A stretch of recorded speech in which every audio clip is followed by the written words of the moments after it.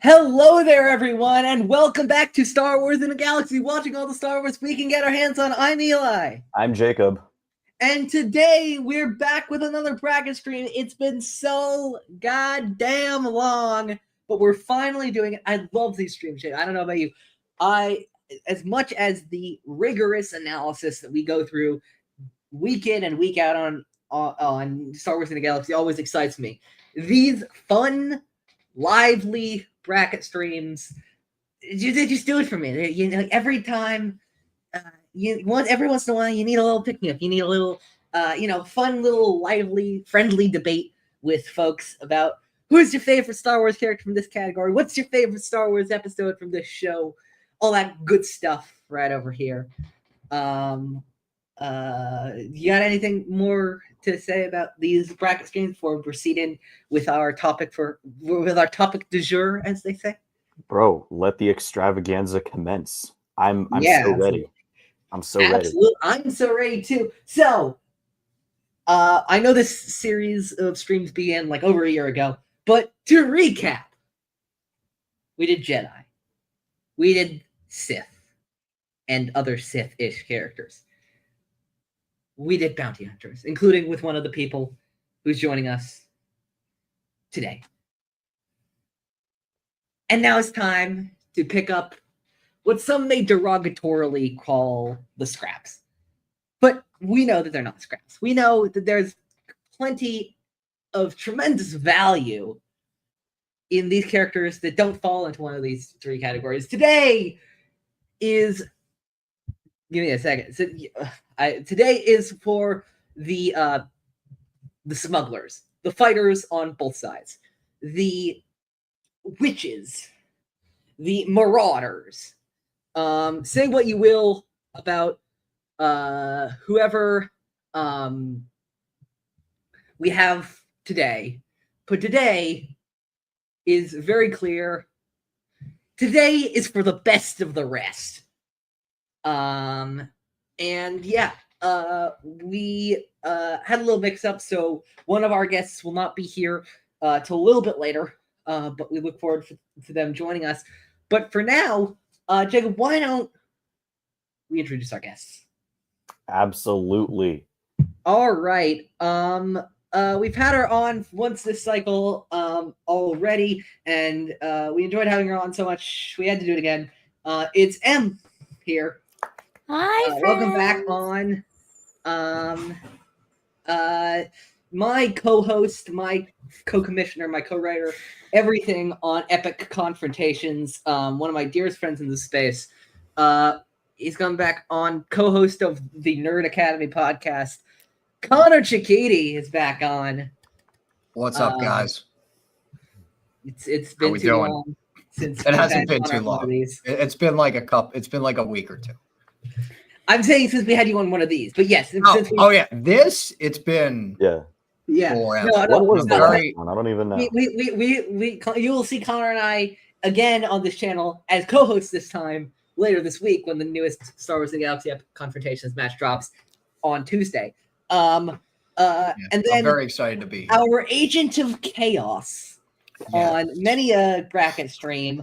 Back once again. And we look forward to having him back once again is Andrew Geha. Hello. Glad to be back as the agent of chaos. I love that. I'm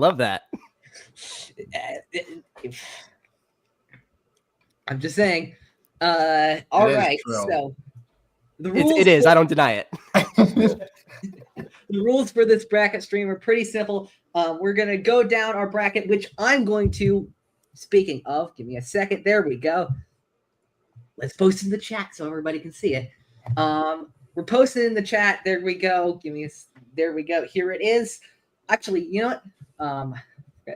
How to do this. Here we go. I'm going to wait. I thought you could do this from here.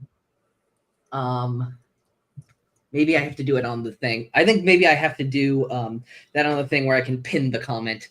But anyway, it's right here. I'll be spamming it in the chat as well throughout the stream, where you can follow along. How this is going to go here's our bracket stream lineup right here. So the two people debating this will be given 30 seconds to present their case each, after which the other three will vote.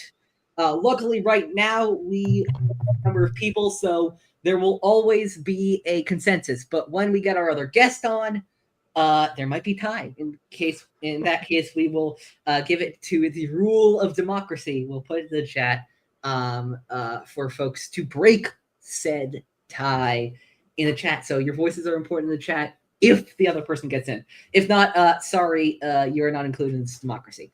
Too bad. So sad. Sorry. Goodbye. Anyway, send me your PayPals for some bribes under the table. You know where it is. The complain to the syndicators. Do whatever you need to do.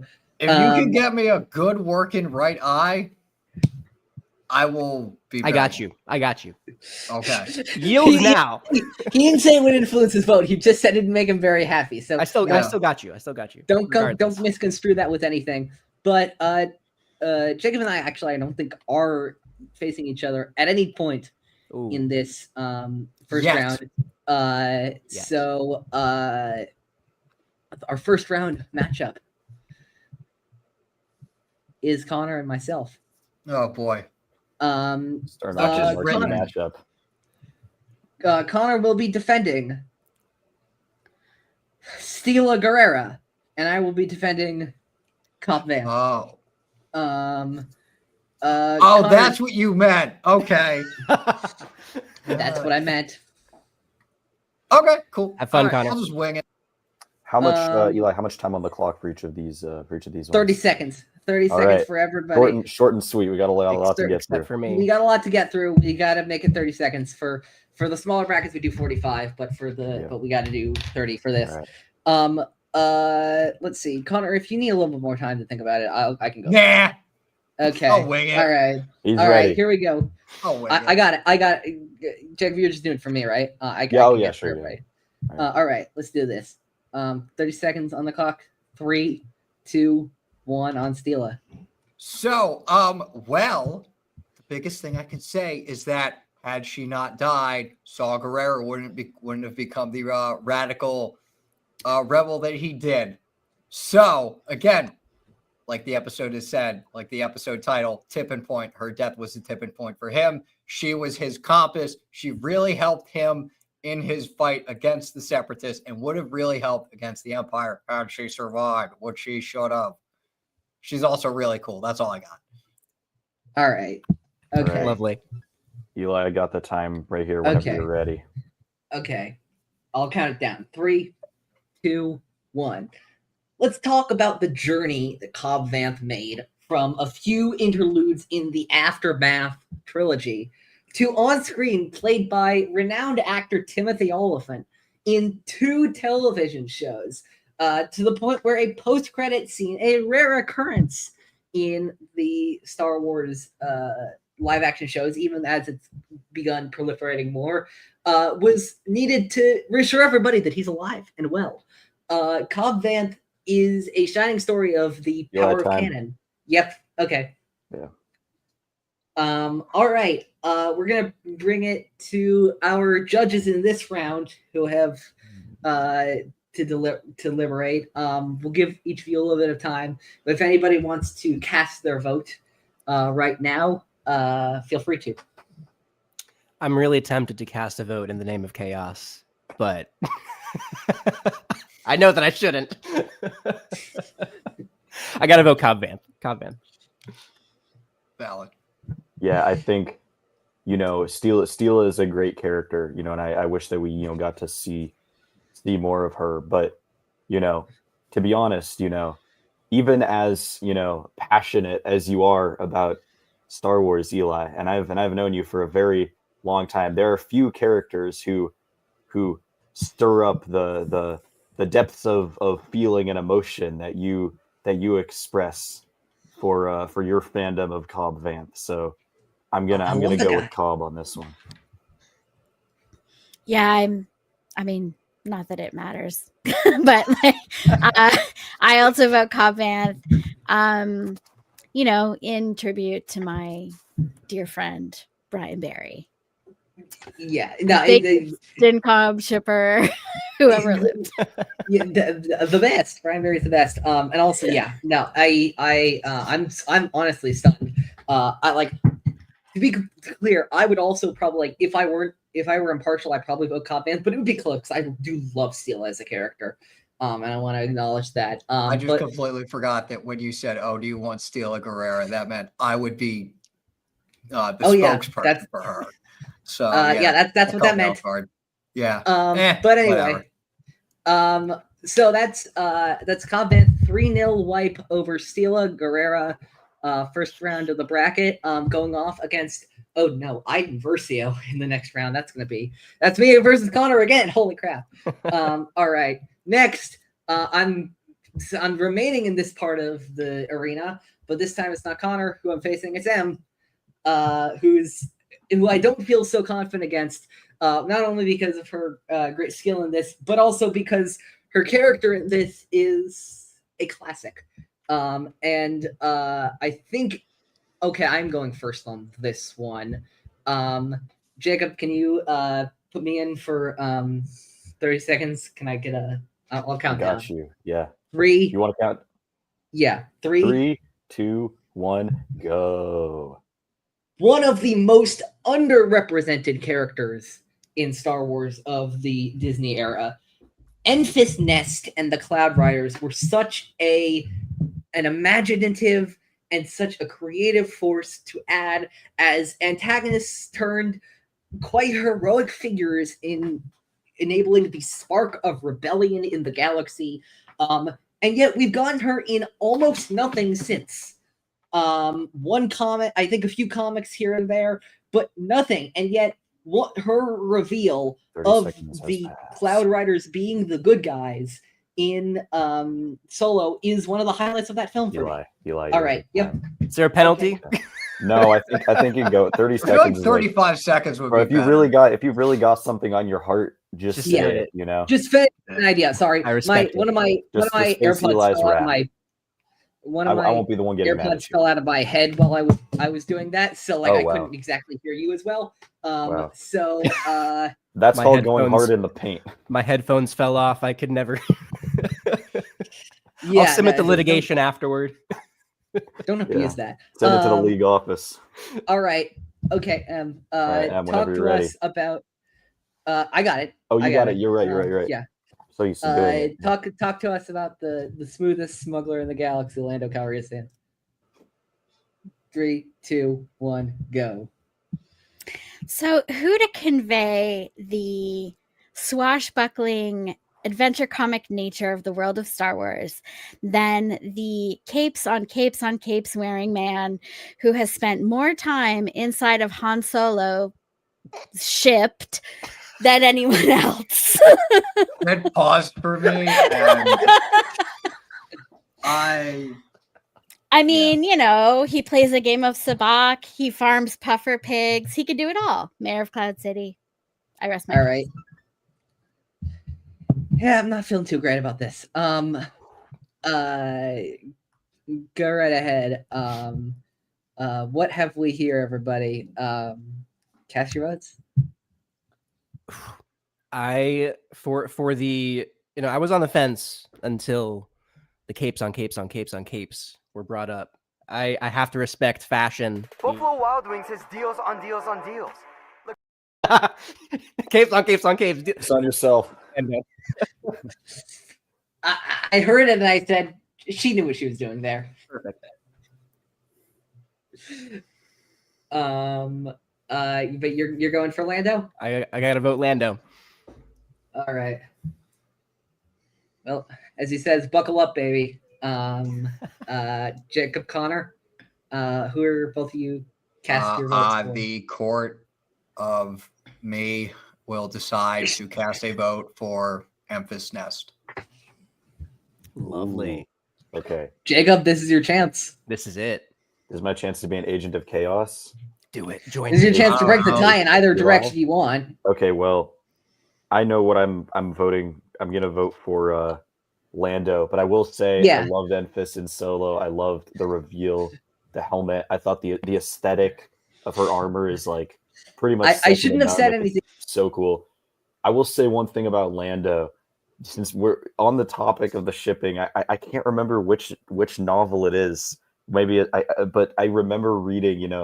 There's a scene in one book, and it's canon, where Lando is like choosing his capes and his pants for this event, and he's like, these pants are great. They show my ass off, but not too much. And that's like canon, that he like chooses pants to show off his ass. And I just think that's just like peak like old Lando and like new Lando bridging together, and I love it so much.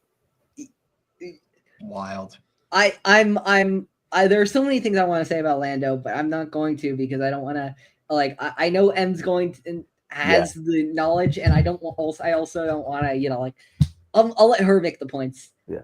You guys know what I'm talking about? Is that like, I think it's like maybe Last Shot? I think it was Last Shot. Yeah. Oh, is it? I got that makes the other most day. sense of any novel. Oh, wow. it's so good. I gotta find that. On the quick draw. Damn. Oh yeah, It's so good, Andrew. It's so good. Yeah. I love that novel. It's one of I my got these favorites. two. I got Most Most Wanted and Wanted. Last Shot. Farmer's Most Wanted is a great one as well. I read that one. When I have right here the Mind Harp of Sharu somewhere in here. Except for it's not the Mind Harp of Sharu. It's a summary in the New Essential Chronology, which is great. Thank you, Pablo. Love that book. All right. So Lando Calrissian. I was using that book. My computer was stacked on top of it. Lando Calrissian advances 2-1. Enfys Nest rot, as she usually is. I honestly, when I saw Lando in that against Enfys, I'm like, I'm screwed. I know I'm screwed. You never know. You never know. I'm honestly surprised that I got one vote for it. But either way, next up, this is gonna be a fun one. Conor and Jacob going up against each other. Conor, oh man, I'll start you off. 30 seconds to talk about the hero of rebellion, the hero of the rebellion herself, Jyn Erso. Coolio. Oh, right. I was supposed to say, okay. Oops. I started the timer, and then I realized I didn't tell you that I was starting the timer. Malfunction. 3, 2, 1, go. She what's the word? She helped get the Death Star plans, but more importantly, her arc from being very reluctant and very like, I don't know, I'm not really gonna do this. I'm just gonna do my own thing, to help plant the eventual seeds of what would become the Rebel Alliance and the Rebellion in getting the Death Star plans to them. I don't know, man. That's pretty goddamn cool. She's pretty cool. It sucks that she died, but Yeah. All right. Jacob, talk about Han Solo. Okay. 3, 2, 1. Go. You want to talk about reluctant heroes? Han Solo is the king of reluctant heroes. Also, you know what's way cooler than dying to the Death Star? Getting stabbed in the chest by your son with a lightsaber. Look, Han was a complicated man, but he always ended up doing the right thing, and that's why I love him. You see him struggling, but in the end, he went from an impoverished youth on the streets of Corellia to a legendary smuggler to a rebellion hero. Even after he fell out with Leia and left his life behind, his last act was one of tremendous love and mercy, which was trying to redeem his son. Sorry, Eli, if you say something that might be helpful, because I have like some notes that I'm trying to swap to. Yeah, no, you're good. I can always see the timer that's being held up. Okay, great. I apologize if I went way over. All right, no, we're good. Yeah, only a few seconds is good. Okay. All right. Andrew, we have a decision to make here. I have a decision to make whether my commitment to the bit of I don't like Rogue One, or my commitment to the bit of I must screw over Jacob at every possible opportunity is stronger. Which button do you press? Which button to press? Yeah, exactly. If either of you want to go first, versus immovable object. Exactly. That's exactly the dynamic we're dealing with here. Andrew, if you want to go first, then go right ahead. This is tough.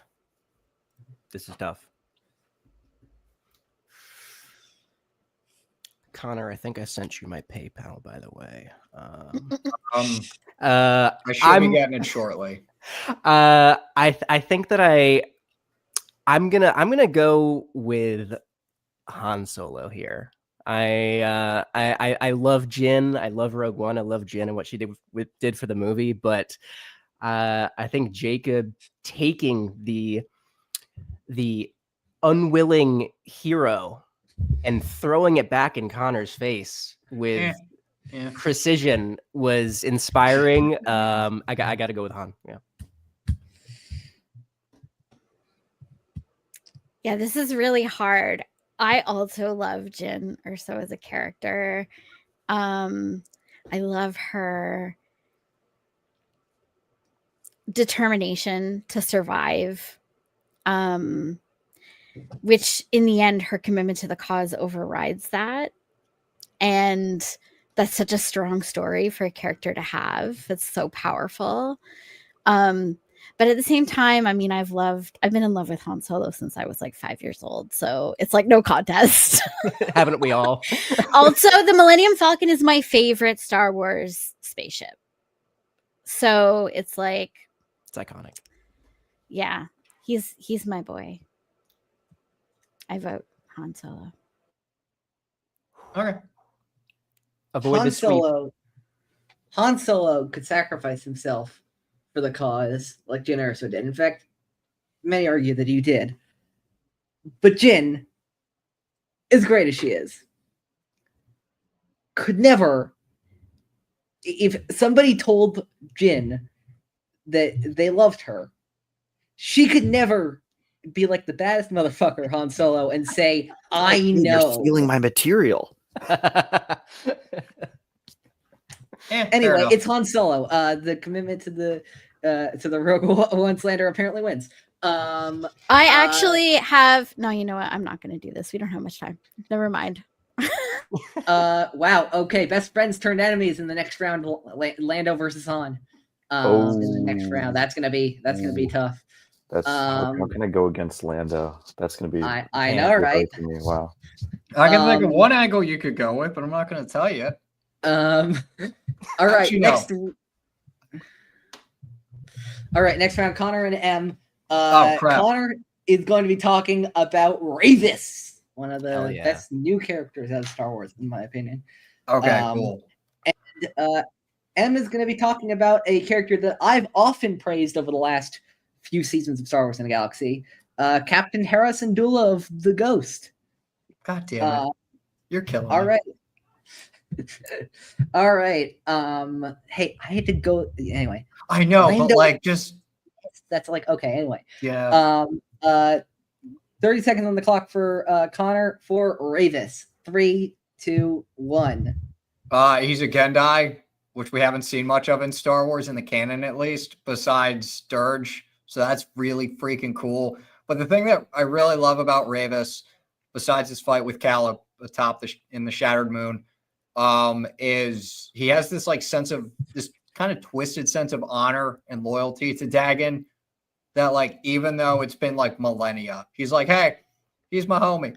I'm going to ride with him. You know, I respect that.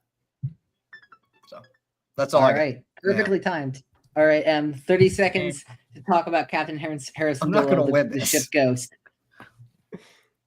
Oh, wait. I did the thing again where I started the timer and I didn't say 3, 2, 1, go. M, your mic is muted. I'll start it. We cannot hear you, M. I was being too thoughtful. Hera Syndulla is the mom that we all wish we had. She is cool in a crisis. She is the glue that holds her family of misfits together.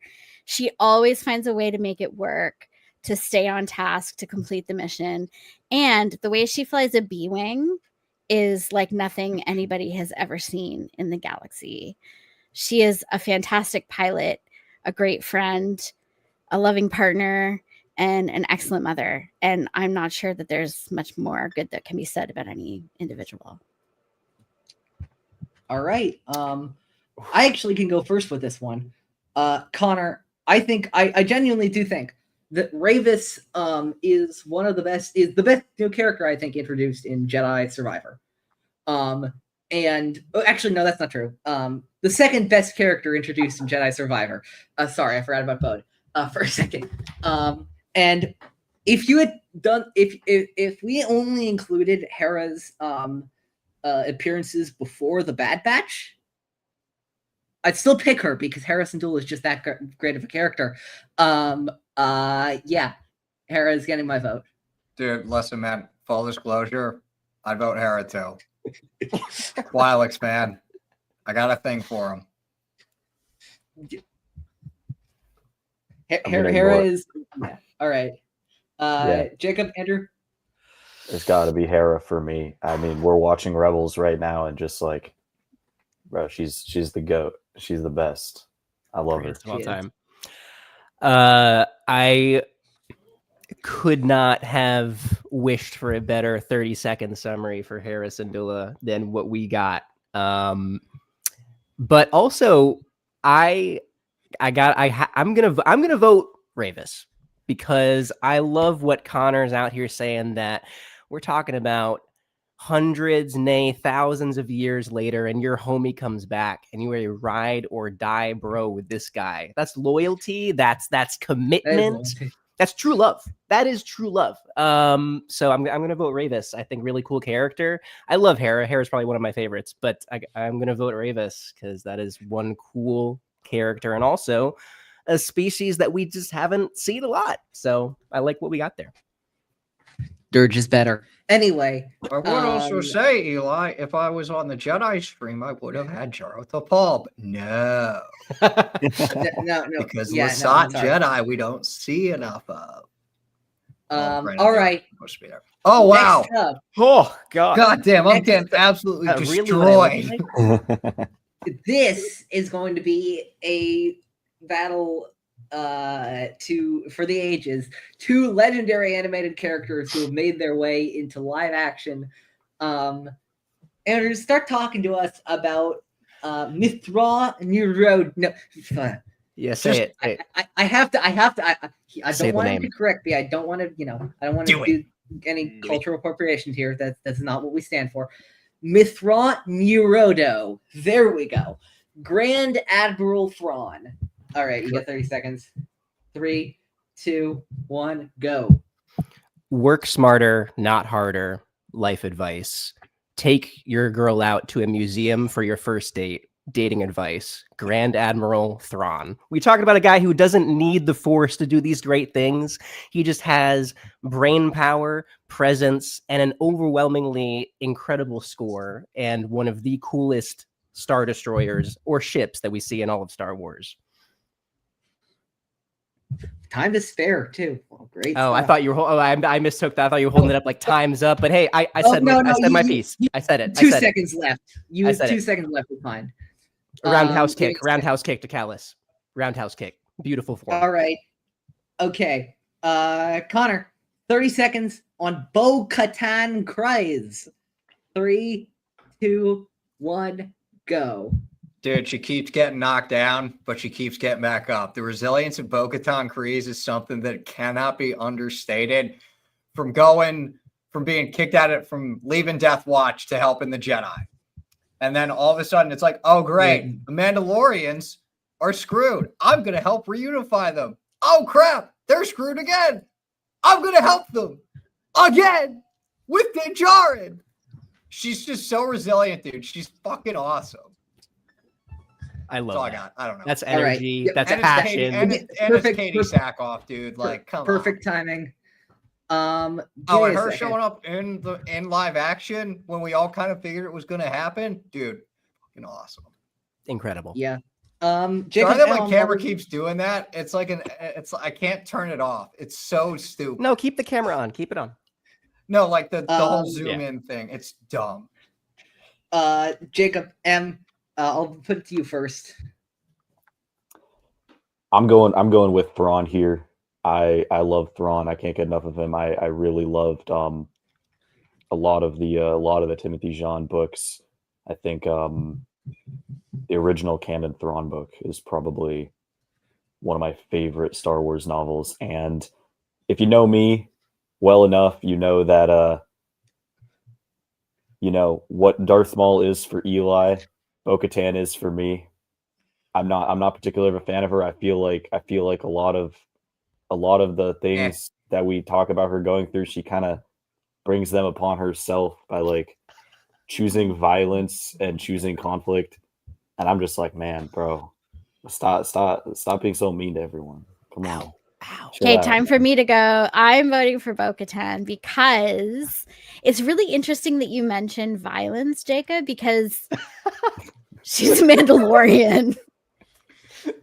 Like weapons that is indeed are what they religious do. Yeah. objects to them. So it just That seems is like she's a indeed kind of pretty what they do.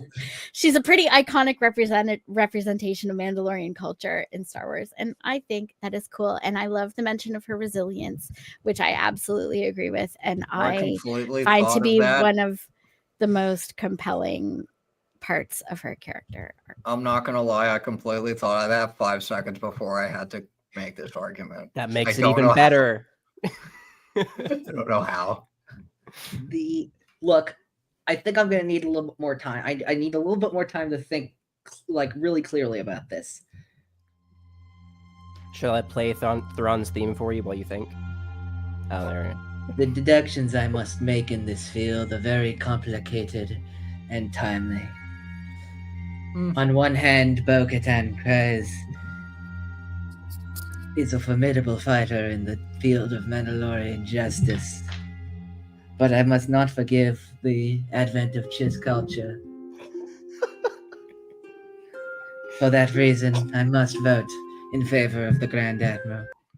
All right, bit over. Bro, somewhere on my phone, I have pictures of this guy like painting his face blue and dressing up as Thrawn for Halloween. I dressed up for Thrawn as Halloween one year. Oh, you know, this guy's my ride or fucking die. Like, hell yeah. I love Bo-Katan as a character. I really do. Thrawn is my ride or die. I was like, one of my favorite parts of Ahsoka Far, Far Away is the introduction of Thrawn as a character. It is like so perfect for what I imagined for Thrawn in that way.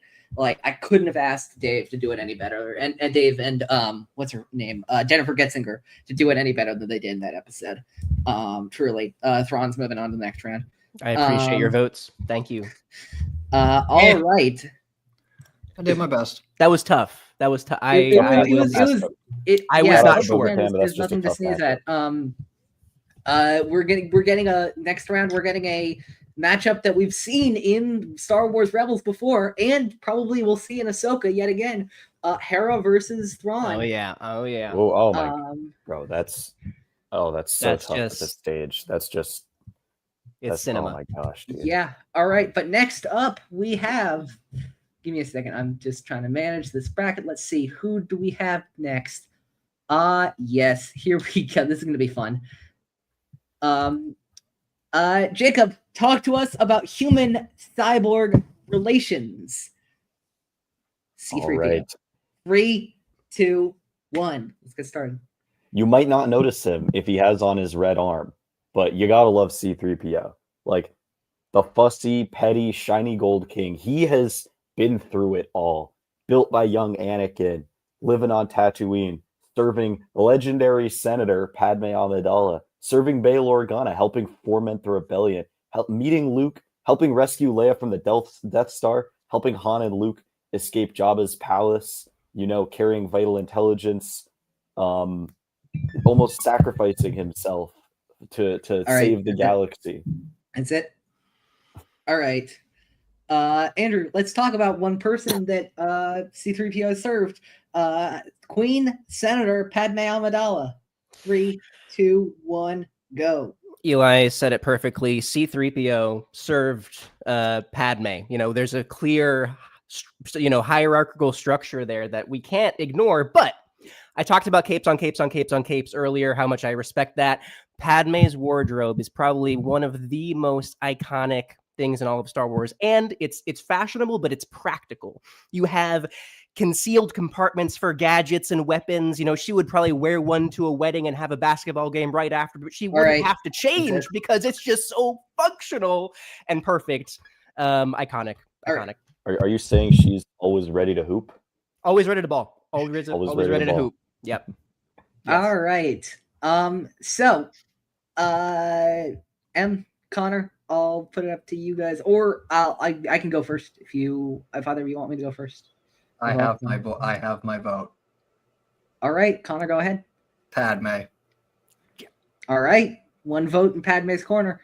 Padme, always and forever. Wow. Okay. I like C-3PO, especially not that it his second matters. Rise of Skywalker. Not that it matters, but I was indeed going to cast my vote for C-3PO.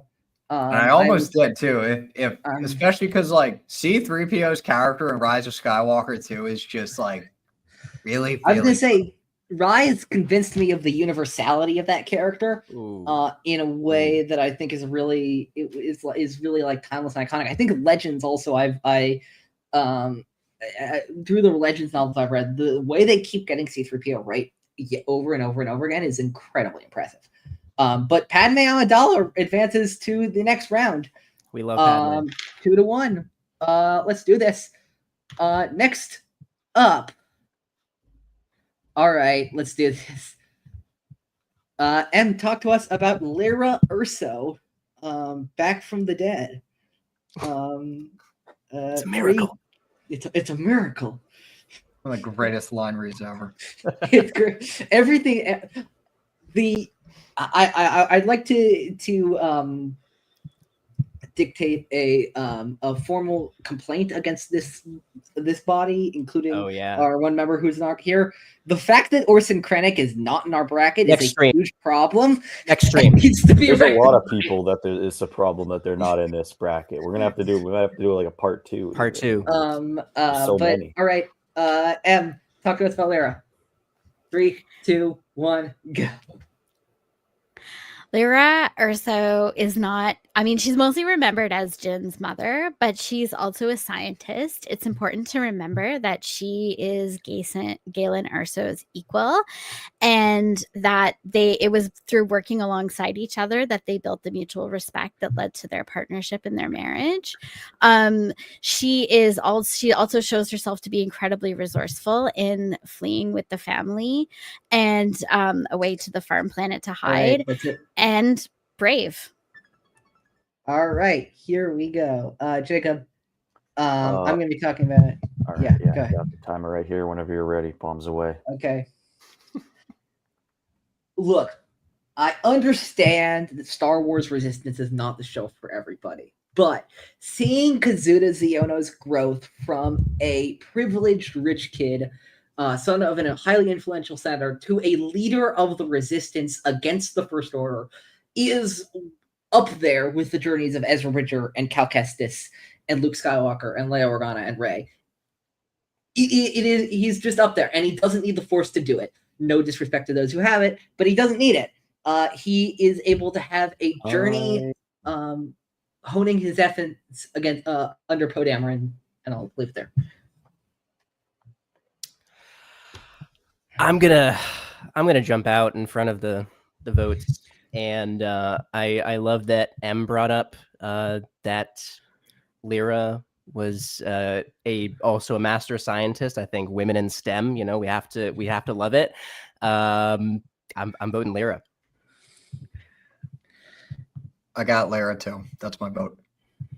All right, I will cast a vote, a symbolic vote then for Kazuda Xiono. I love Lyra. I did not expect to see her on this bracket, but I'm very happy and that you took up the mantle. She's one of the people who's unsung heroism and selflessness and bravery, makes the rebellion and allows people to, resist evil.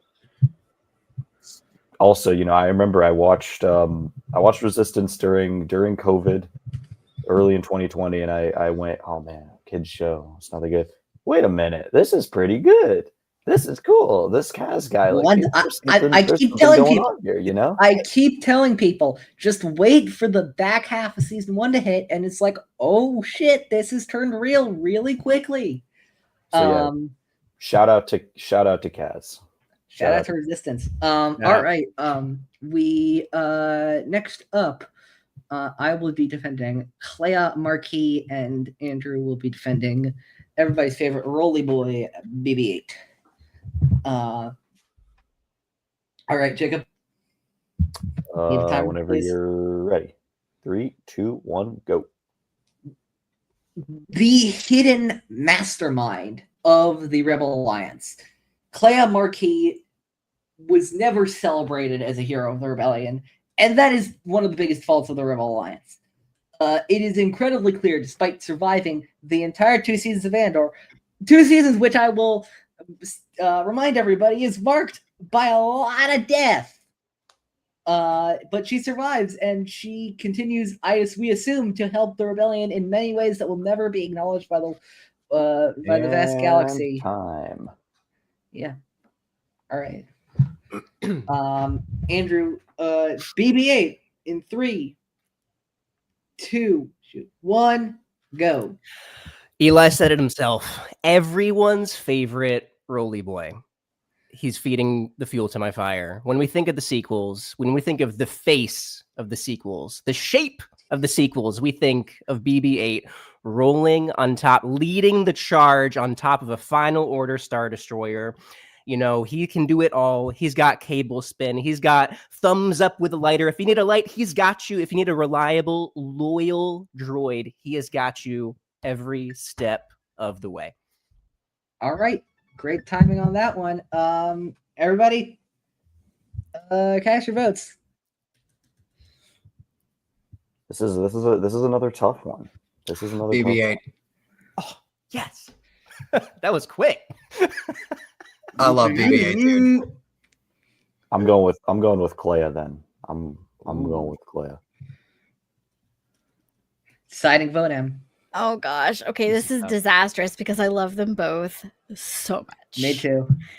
But I think I'm going to have to go with Clea because she has more of an inner life. I feel like human characters are always going to have an advantage over droids in that respect, especially a person L3 would like like a conversation. especially a character like Clea too, like who's the story of her becoming the person that she is so essential to the entire plot of Andor, and the episodes showing her childhood and her being molded, and just showing the entire arc of her relationship with Luthen were so moving and poignant that I feel like I owe it to her to cast my vote for her. Well said. And it's talking about the human characters increased depth due to droid characters. Evan next round defense droid character. In fact, this is not just one droid; it's 2. Droid on droid. Droid on droid is Connor. Talk to us about. I'm sorry, I'm laughing because I know exactly what argument Connor is about to use, and I'm not sure if it's going to be enough. Again, it's nothing about Connor, and it's nothing about the argument. It's just about who Connor's character is going against. Connor Kogan. No, I know who I'm going against. Connor, talk to us about BD1. 3, But 2, 1. His journey of risking his memory to find someone, quote, as brave and persistent as he is, said by Eno Cordova on Ilum in the hologram. On Ilum, culminating in a arc parallel to Cal's, is just beautiful. He has such an incredible arc and just an incredible story that runs along with Cal. And unlike Chopper, he can give Cal Kestis a stim. All right. I don't know. I've repeatedly said, I said this before on the when we were talking before the stream started. If somebody argues to me that Disney is given nothing to Star Wars, I will give them the greatest line of dialogue written in the entirety, one of the greatest lines of dialogue written in the entirety of Star Wars. I need a stim, BD. And he said he needs a stim, and though he gives him the stim, I need a stim, BD. That's fast service. And That's a stim just he gets. and a stim he ask and you shall receive. Yep. Unless you run out. All right, talk to us about C1 10P. 3, 2, 1, go.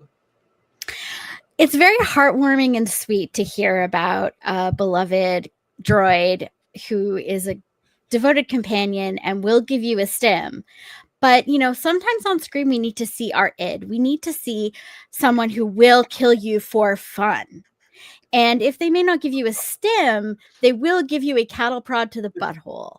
So, I maintain that the droid chopper is an essential part of the Star Wars universe, simply as an expression of our darkest impulses. I rest my case. That is a very convincing argument. Conor. He is everyone's favorite war criminal. Let me just say this, okay? One of my favorite lines in all of Star Wars history is "I need a stim, BD." One of the only lines that tops it is "Mom, get the fuck out of my stuff." That Chopper says at the beginning of Ahsoka. This would have probably been. He didn't say the F word part, but he said "get out of my stuff," and you can pretty clearly hear it. It would have been a little bit harder. I think. I think this would have been a little bit harder before our rewatch of Rebels that we started on in a Galaxy. But I have fallen back in love with Chopper as this cantankerous war criminal, as everybody's kept saying, who just does not give a fuck about anything except for what he wants in that moment. I'm casting my vote for Chopper. I am going to restore balance and cast my vote for BD1. Conor mentioning that iconic scene on Ilum. I don't remember the last time I was like bawling at a video game, but I was in tears. That was emotional. That was great story. Stand out, character, parallel paths. I love Chopper. I can't condone war criminality though. Not I gotta go with Steve. Okay. Jacob, you have the deciding vote, although I think I know which way you're going. Yeah. Look, you know me. You know I'm Mr. Rebels. With that being said, look, BD1 is the bringer of life. Ooh. Chopper is the bringer of death. I'm going with the bringer of death. I'm going with Chopper. Mom, get the fuck out of my stuff. Still one of the greatest lines. Chopper would give you a stim of like cyanide or just poison or something. Chopper would trick you. Lithium. Damn. That's what Chopper would do. Yeah, whatever. All right. Clea versus Chopper is our next round. Whoa. What a two people who manifested. I was hoping I'd get this, but yeah. I thought you would. I tried, man, Yeah.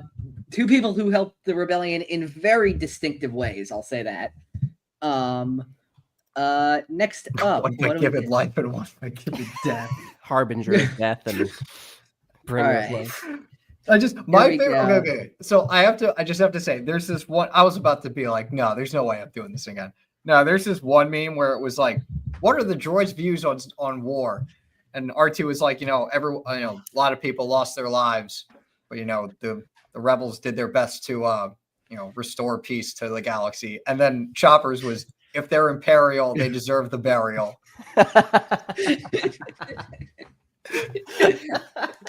All right. Jacob, set the timer for me. 30 seconds. All right. 3, 2, 1, hit it. The leader of the Night Sisters, Mother Talzin, is one of the most powerful beings in the galaxy. Imparts her demonic wisdom, spreads fear to any who oppose her. Spreads plague to the entire team, gets under that protection. Let's see. That was for Jacob. Just generally, one of the most fearsome and creative characters in the Star Wars galaxy. Just a really respectful and creative character, fearsome character. I feel like I repeated myself a lot there. Andrew, talk to us about the biggest hotshot in the galaxy, Poe Dameron. All right. We got Poster Boy, we got Pilot, we got Pizzazz, we got Poe, the face of the Resistance, the man. If you want iconic entrances in a movie, we're talking about Takodana, a squad of X-Wings just cinematically flying over there. And then he took down, what legend has it, 20, 30, 40 TIE fighters in the span of 10 seconds? We haven't seen that kind of skill. That is one hell of a pilot. That's just, I think he is the best pilot in Star Wars, and the numbers just don't lie. You know, he's also like British. I think like an alternate personality of his is like British or something. I don't know. So gallops around London. Weird stuff. I have my vote. All right. And I want to just say that something that the character of Mother Talzin never really what's the word? I guess the beginning moment in Last Jedi where Poe Dameron takes on a dreadnought, just there was something so specific and just new about seeing that, I guess, in a Star Wars movie that I was like, hell yeah. Mother Talzin never reached that height for me. She didn't do it. She could never do that. Plus his arc in Last Jedi was really good. Also, remember. So my vote goes to Poe Dameron.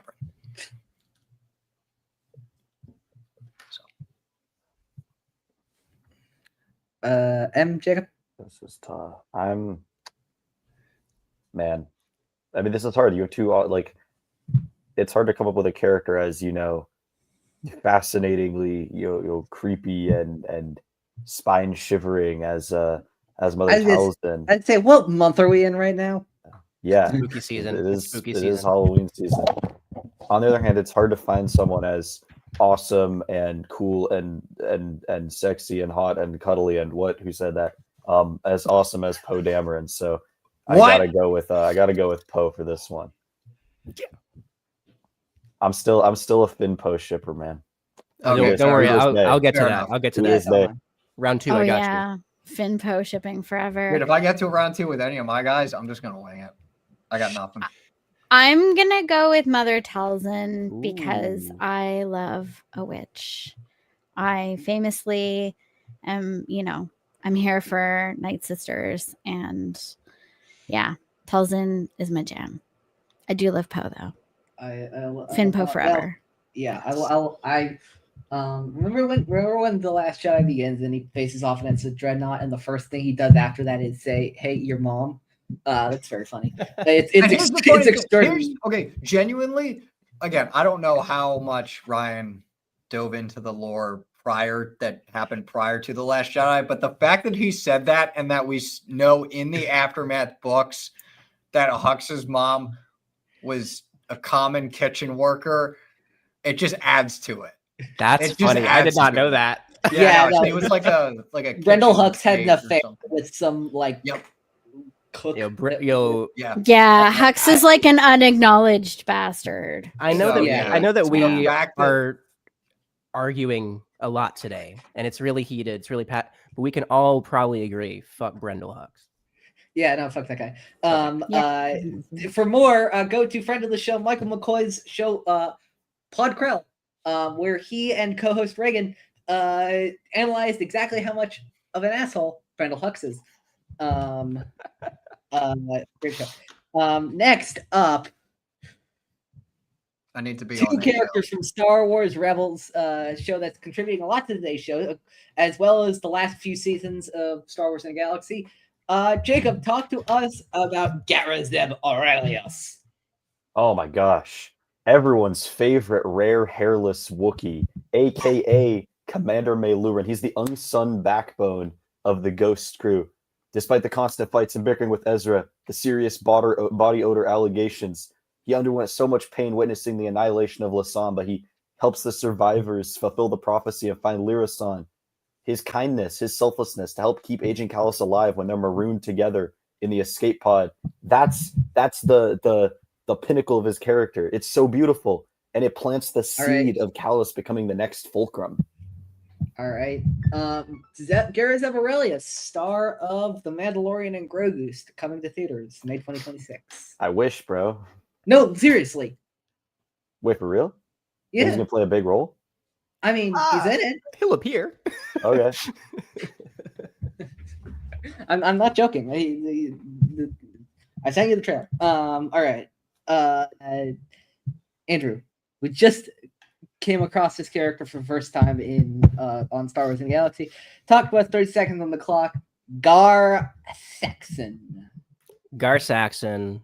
I don't think you've seen anyone with cooler armor. If we're going for aesthetics, we talked about fashion a lot. Capes, wardrobes, armor. There's a theme here. We're talking about the savior of Mandalorian culture. They could have been stomped out by the Empire, but under Gar Saxon's leadership, he was able to seamlessly integrate them into the Empire and preserve this beautiful, deep, rich culture.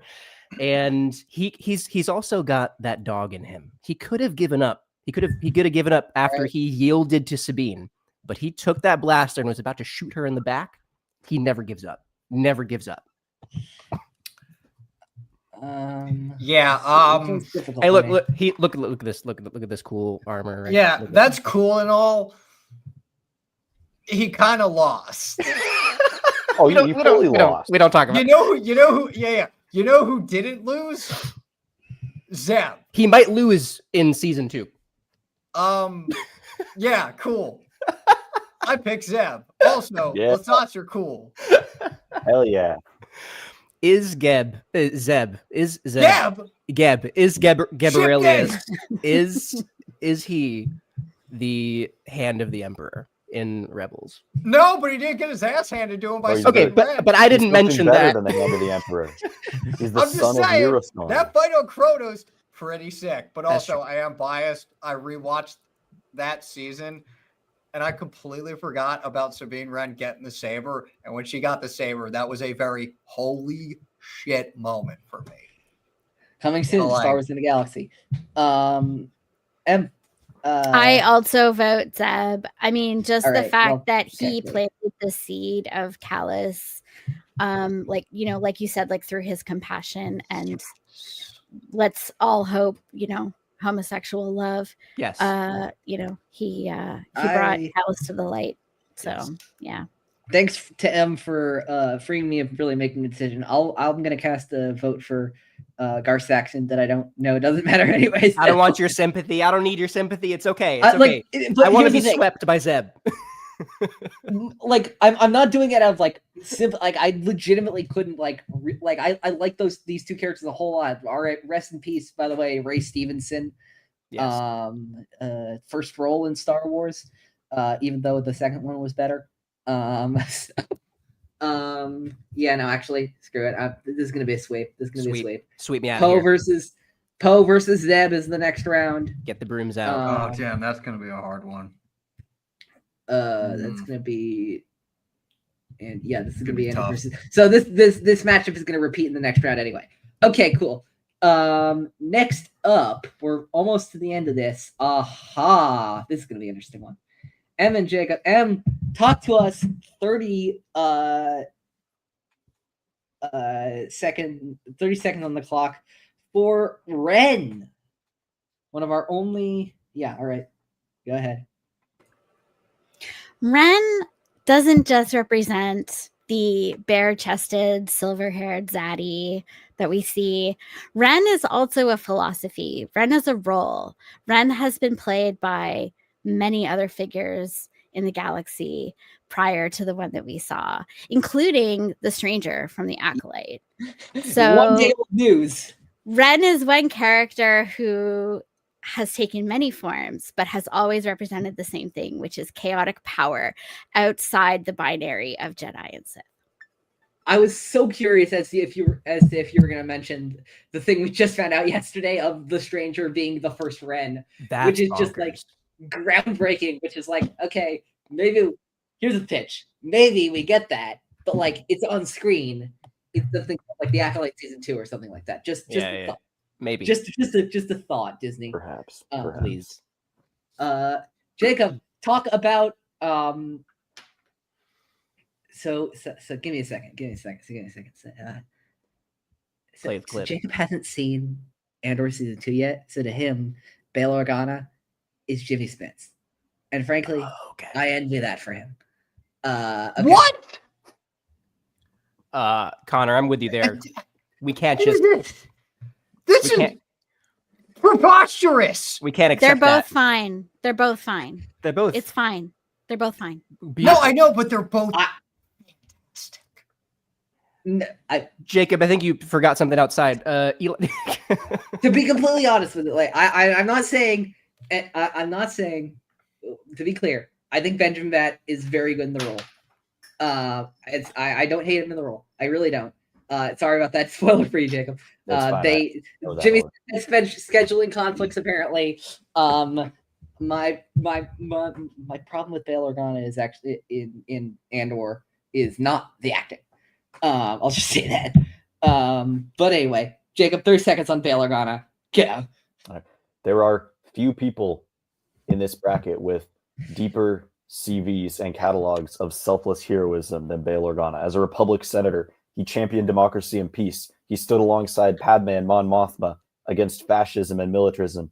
He risked his life to provide aid to civilians during the siege of Christophsis. He ducked laser fire on the surface of the planet. He risked his life and his status, rescuing Yoda from the Jedi Temple, helping him and Obi-Wan to safety, adopting Leia, becoming a great father, setting her up for her own legendary career. I could go on. All right. I'll go first.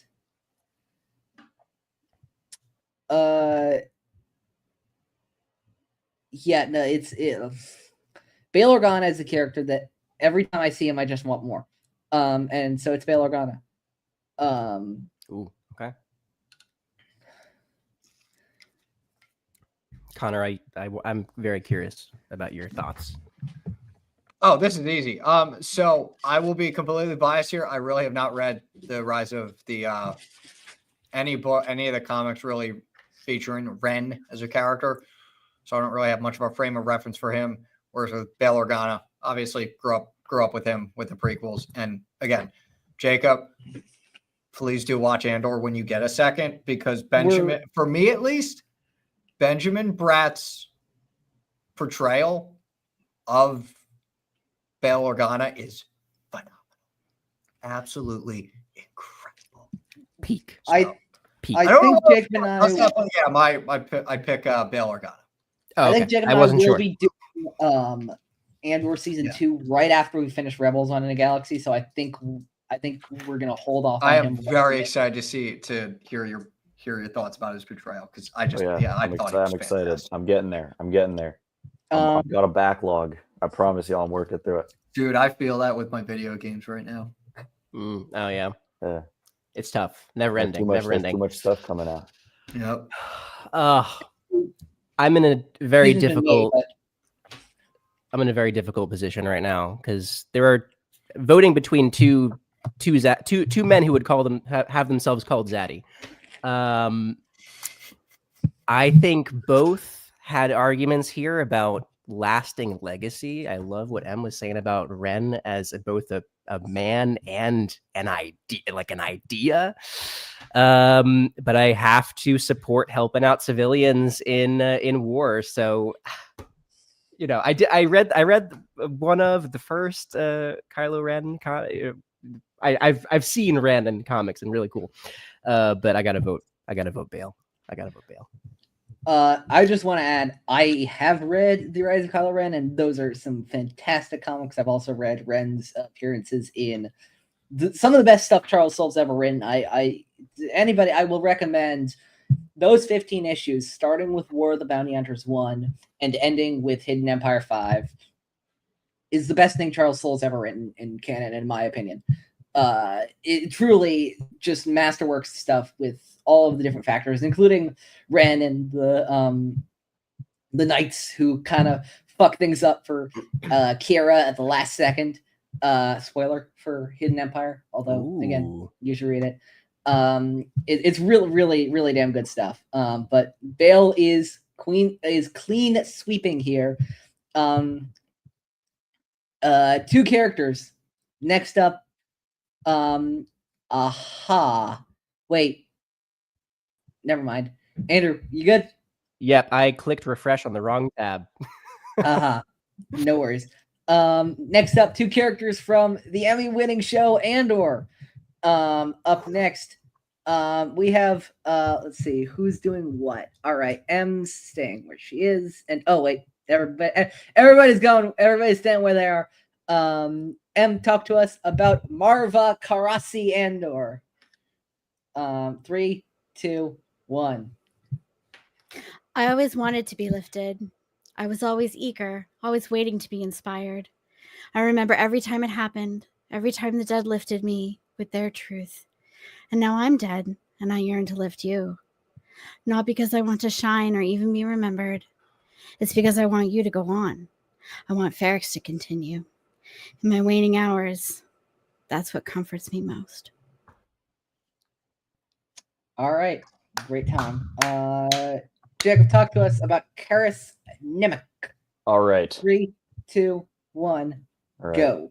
Last minute, taking up the mantle for Nemec. Look, we all want to be, the Cassian Andors and the Jyn Ersos of the world, But for so many of us, we are the Nemecs, We are the people who are, just trying to make it happen and follow our beliefs, with a lot of theory and a lot of writing, and that's what I love about Nemec is he is not, some grizzled. All right, that's it.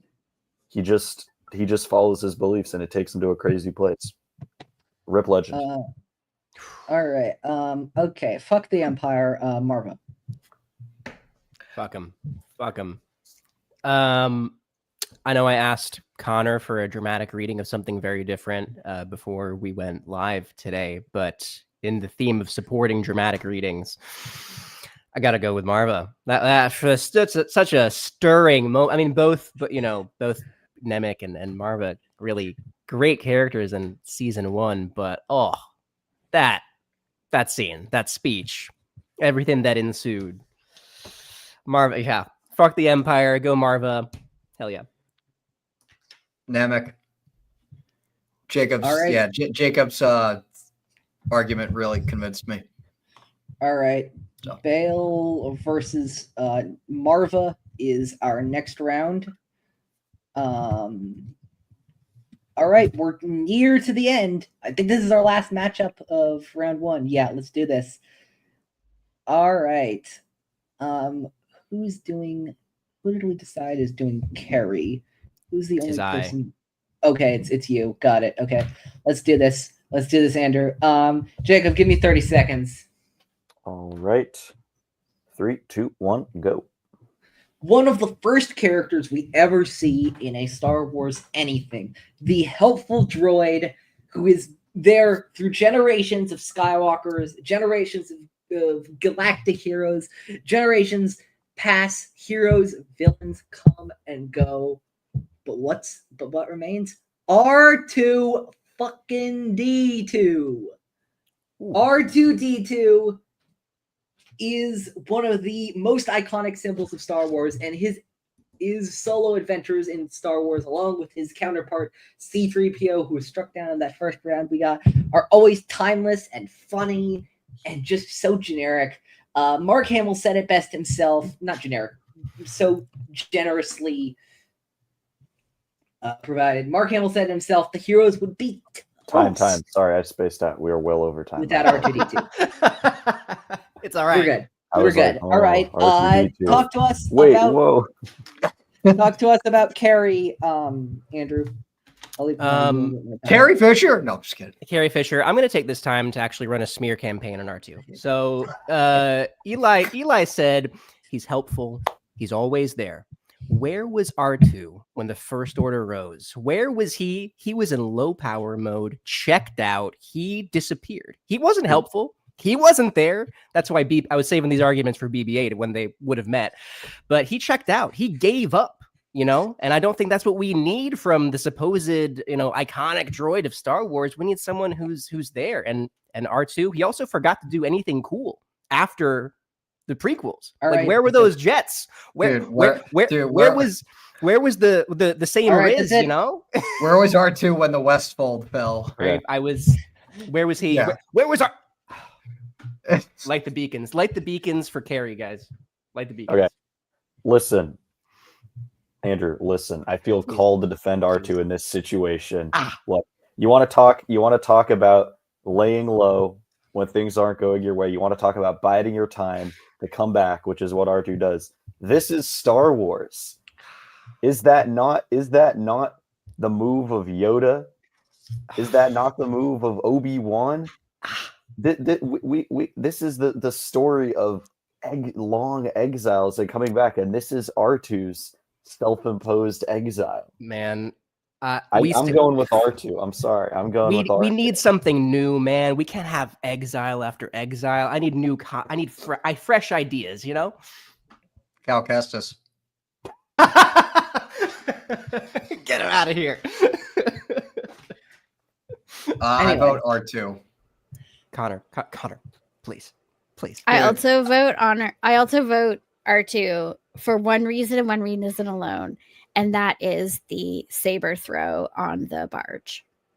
Oh yeah, The saber throw on the barge, and the fact that he gets the ship's power back in Phantom Menace. That's true. That little droid did it. That little droid, I love that line. We wouldn't have had power. We wouldn't have had the opportunity for him to go into low power mode and self-imposed exile and we would have had Star Wars. Right, Jacob, is that a vote for R2 as well? Or? Yeah. Yeah. All right. Wow. Two heroes of rebellion go head to head in the next round. Let's start the next round now. All right. Jacob, give me 30. All right. Whenever you're ready. 3, 2, 1, go. I guess sometimes both suns shine, one breast tail. Is maybe one of the coolest lines I've ever heard in any Star Wars anything. Cobb Vanth is played by Timothy Olyphant, who Timothy Olyphant plays Timothy Olyphant in a Star Wars, which I think is just about the greatest thing ever, and I think it's just what we needed to start off season 2 of The Mandalorian. And before Conor delivers you his argument about Iden Versio, which I think will be great, I just advise you to really ponder this debate. Just think it through. Think it through. Okay. All right. Conor, Iden Versio in 3, 2, 1. So go. Timothy's in Mandalorian. You know who else is in Mandalorian but in a smaller role? Janina Gavankar, who plays Iden Versio. Her story of defection from the Empire from her own father, mind you, after seeing that the Empire was like, fuck all y'all, we're destroying every world. And she flies an X-Wing, my favorite starfighter, and is an integral part in the Battle of Jakku for helping the rebellion win its final battle of the war. That's it. Okay. Honestly, I don't envy the three of you. I'd have a tough time with this if I were on the other side. But I would be remiss to not vote for Timothy Olyphant. But I think Conor has laid out the groundwork here for a really fascinating character, really pivotal character. Would the Empire have won on Jakku if it wasn't for Iden? These are questions we have to ask ourselves. Prior to Jakku. Or anywhere, but I think, turning away from the Empire after being, special forces, turning away from your father too, that's powerful. So I got to vote for Iden. I'm voting for Iden. I forgot that Star Wars video games sometimes have the best lines of all. We have Adidas and BD. But Andrew, we know they didn't order special forces. Anybody can respond with the next line. That's the point, Sergeant. One of my favorite lines, and also that's the point, Sergeant.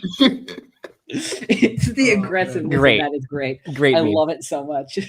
Sorry, who are you voting for, Andrew? Iden. Got it. Okay. Jacob.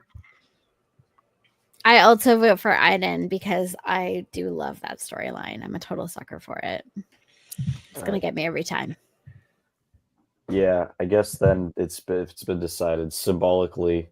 One more for Cobb, one more for the road, but well I see deserved by Is Iden as Jacob and well. I choosing peace against each other? I Apparently, wish that Iden got the fate that Cobb did and survived, but no. We just had to kill off okay. Javankar. She did survive for a good 30 years there. She only died in the epilogue of that game. I know, but still. She should have been with the resistance. I'm just saying. I know that Zay Versio can pass on the legacy of her mother, but she should have survived. She would have really loved kicking the shit out of the First Order more. That would have been Yeah. cool. That would have been she would. cool. I will say, I also will Janina Gavankar viciously. in live action Star Wars when? I will say that I will also viciously defend the Battlefront 2 campaign. I think that campaign is so incredibly underrated. The only thing I wish we got more, the only thing, and like Walt Williams has talked about this, that like there were about 3 or 4 missions cut. And I'm like, yeah, okay. I'm like, oh, darn, that sucks, dude. Makes sense. Because like the defection yeah. happens a little too quickly. But I also But I think still- that a lot The of that is, emotional undertones of it are still so good. I also think that the defection thing and like the is this an Imperial story? That was marketing. That was Like- that was totally marketing. Mhm. That was 100%. It was marketing like Yeah. the only thing. And I get why reason they people were marketed yeah. because they're like, oh, we want to hide the twist, yada yada yada. We Yeah. don't want to see her as a rebel. But I'm like, dude, she looks cooler as a rebel. She flies in X-wing. She does. flies in the boom. Literally, All the right. the first gameplay scene that you get, you're flying in space aboard Naboo with the oh god, what's the music? What's the music cue? The first like 20 seconds or so of A New Hope playing that music. Perfect. It's incredible. Perfect. It's great. It's great. It's great. And we get the All POV right. shot of the X-wing like we did in Rogue One. Shit, I did not just do that. I just completely closed the Google Sheet tab that we were doing this off of. That's great. If it doesn't, All right. if it's not in the records, it doesn't exist. All Jedi right, stream. Jacob. Anyway, Jedi stream. All right. We've seen this showdown in Star Wars before many times. Lando, Han, and talk to us about Lando. Get your popcorn. 3, 2, 1, go. Lando lives by his wits and he is so versatile. He can do anything. He is good at everything. And even if he's not good at something, he's going to cheat at it to make it look like he's good at it. And you really have to admire that kind of resourcefulness in the galaxy. Also, anyone who can spend that much time with L3 and not get their head ripped off, I think that's a win. She's not the biggest fan of humans. So That she is not. So being her favorite human in the galaxy, that really means something important. All right. Jacob, 30 seconds for Han Solo, Captain Millennium Falcon. Chewie here says you need a fast ship. 3. You bring up some 2, good points, Adam. You really do. Go. With that being said, yes, Lando is the master cheater. But might I remind you, why is your favorite ship in the possession for most of these stories of Han Solo? Because Han beat Lando at his own game. He defeated the master. He took the ace in the hole, the ace up the sleeve, and he got that Millennium Falcon. And that's why Han should move on in this round. With that being said, as well, who did the 180 no-look shot of the Stormtrooper? Who did that with the pistol? That was all Han, baby. Jacob, and that was Jacob, cool. You're done. I have my vote already. I do too, actually. I'm gonna go with Han Solo. Sorry, I really like Han. Well, it's not that I don't like Han Solo. I think he's fine, but like the way that Alden portrayed him in Solo, just the character that we got in Solo specifically was so fucking good. No disrespect to Lando, he was really good in that movie too. But like, it is called Solo, not Lando. But we should get the Calrissian Chronicles. Dude, we need them, bro. We need should. them. Chapter 5. Personally, I was never too impressed with the Sharu. Anyway, Jacob, I would like to ask you a question. Yeah, What's we that, do. Eli? We Han is for the majority of the time we see the Falcon, the owner of the Falcon. Let's go furthest in the timeline we can. Let's go to Exegol. Who's piloting that baby? Maybe Lando Calrissian maybe gets Lando by does both. have the last laugh in some respects. Lando I don't Calrissian know. gets. Oh, Maybe it does Man. come full circle. this is tough. This is tough. I He's the tiebreaker. know. Between I think iconic characters. I think Jacob said it well, like basically hokey cheat cards and ancient capes are no match for a good Han Solo. I don't know. I gotta go with Han. I gotta go. If he M's Ouch. giving you the Wow. death scare, he dude. beat That's- Lando at his own game. He did. Han I- Solo proceeds just like in that Sabak game, 2-1. Iden versus Han is next round. I just gotta say, it took quite the man to fill Han's trousers, and as we know, Lando did because he wore Han's clothes. That's true. That's Just true. saying. Fair enough. That's still one of Well, the funniest instances in Star Wars. It's like, why does he have Han's clothes? He's like, I don't know. He's just Family Guy. Hey, look it up. Look it up. He's wearing Han's clothes. Yeah. Shout out to Lando, man. I might have voted for Lando if it were me. Shout out to Lando. I don't know. That's- I love that's Lando. fine. Regardless. Love Donald Glover's Next round. portrayal. Oh, it's Yeah, amazing. man. shout out to Calrissian. I love Billy D. Billy D is the reason why I love Ochi, frankly. We've discussed this, but Luke and I were chasing an old Sith hunter called Ochi of Betstoon. Like, yeah, you could. Yeah, he delivers Lando delivers any statement that you will have him read smoother than a Colt 45. All right. There's my cheap references going on. Let's see who we got next. Yes. Em's gonna stay where she is. Andrew is gonna swap out. Em, talk to us about Hera Syndulla. 3, 2, 1, go. Hera's commitment and bravery to the cause are so incredibly admirable.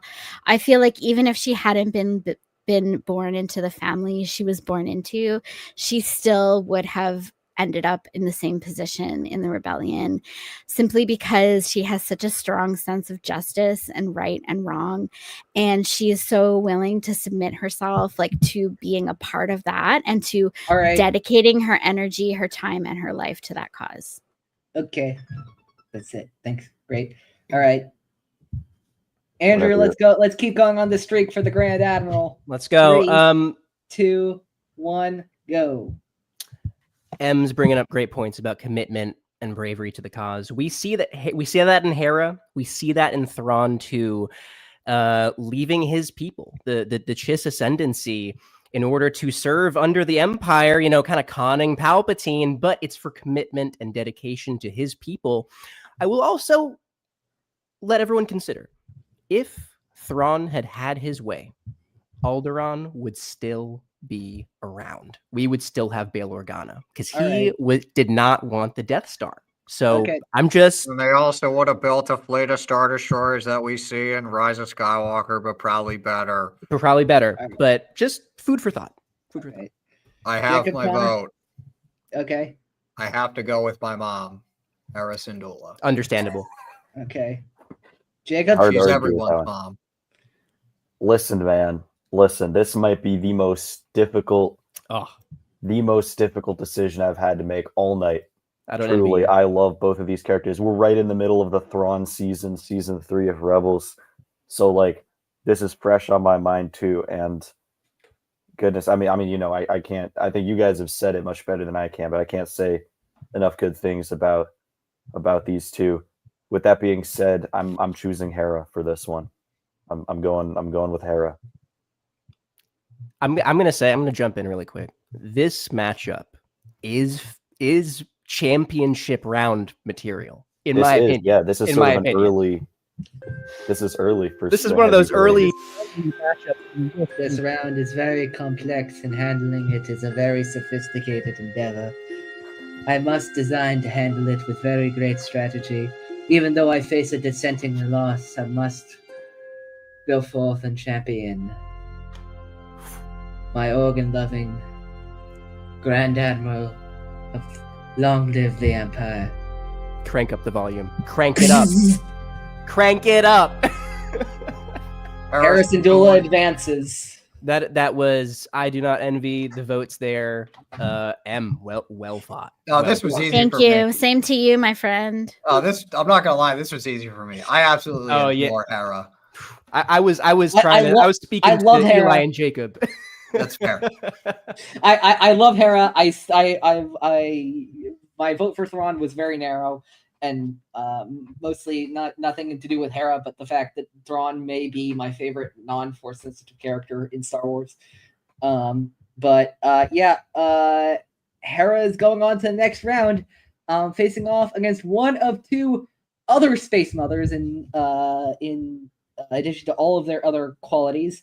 We have. Oh, it's the same two. Okay, cool.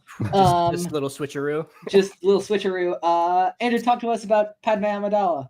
3, 2, 1, go. In this day and age, we talk a lot about how important being involved in local politics and just politics is. And when we think of Padme, we're talking about the youngest monarch in Naboo history. 14 years old. What was everyone else doing at 14 years old? You know, Padme was leading a planet, leading a people, a founding member of the Rebel Alliance. We're talking about lasting impact. Her character is like the definition of lasting legacy in Star Wars. I'm going to talk about the kids next round. But yeah, that's what I got. Lyra Erso. 30 seconds. 3, 2, 1, go. The sheer audacity that Lyra Erso showed in showing up in that field with her blaster is something that I think we can relate to, especially when we're watching a story of Star Wars about this incredible, overwhelming military power, and we're just singular individuals who are trying to fight for justice. That act alone shows a depth of character and strength that I think we all need to see on our televisions. Okay, I can go first. I will just say, from being a simple astrophysicist to partnering up to send a literal god back to his own realm. I think Jane Foster is one of the greatest characters in the Marvel Cinematic Universe. Anyway, this is just my chance to talk about in my opinion, the better Natalie Portman nerd role. But yeah, no, I'm going with Padme.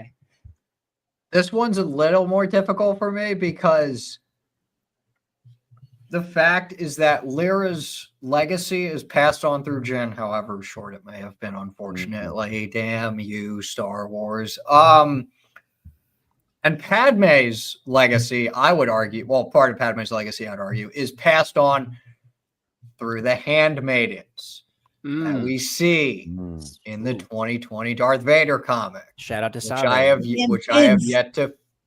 I have yet to finish, and I need to. So that being said, the concept of the handmaidens is really fucking cool. Padme's got my vote. Very slim, but she's got my vote. Connor, you scared me there because there was a pause after really fucking cool, and I thought you were gonna say, but. No, dude. The handmaidens are so cool, dude. The handmaidens and the Amidalans, in my opinion, are the second best part of the Darth Vader 2020 run. Gee, I wonder what the first part is. Yeah. Greg Pak gave a second life to my boy. And took away his vision. I can relate. It took away his vision. We already knew his vision was taken away. By the time we see him in the damn flashback, we know his vision is busted. I know. He took it away in that comic run. I can relate. Jacob, not that it unfortunately matters, but who are you going for?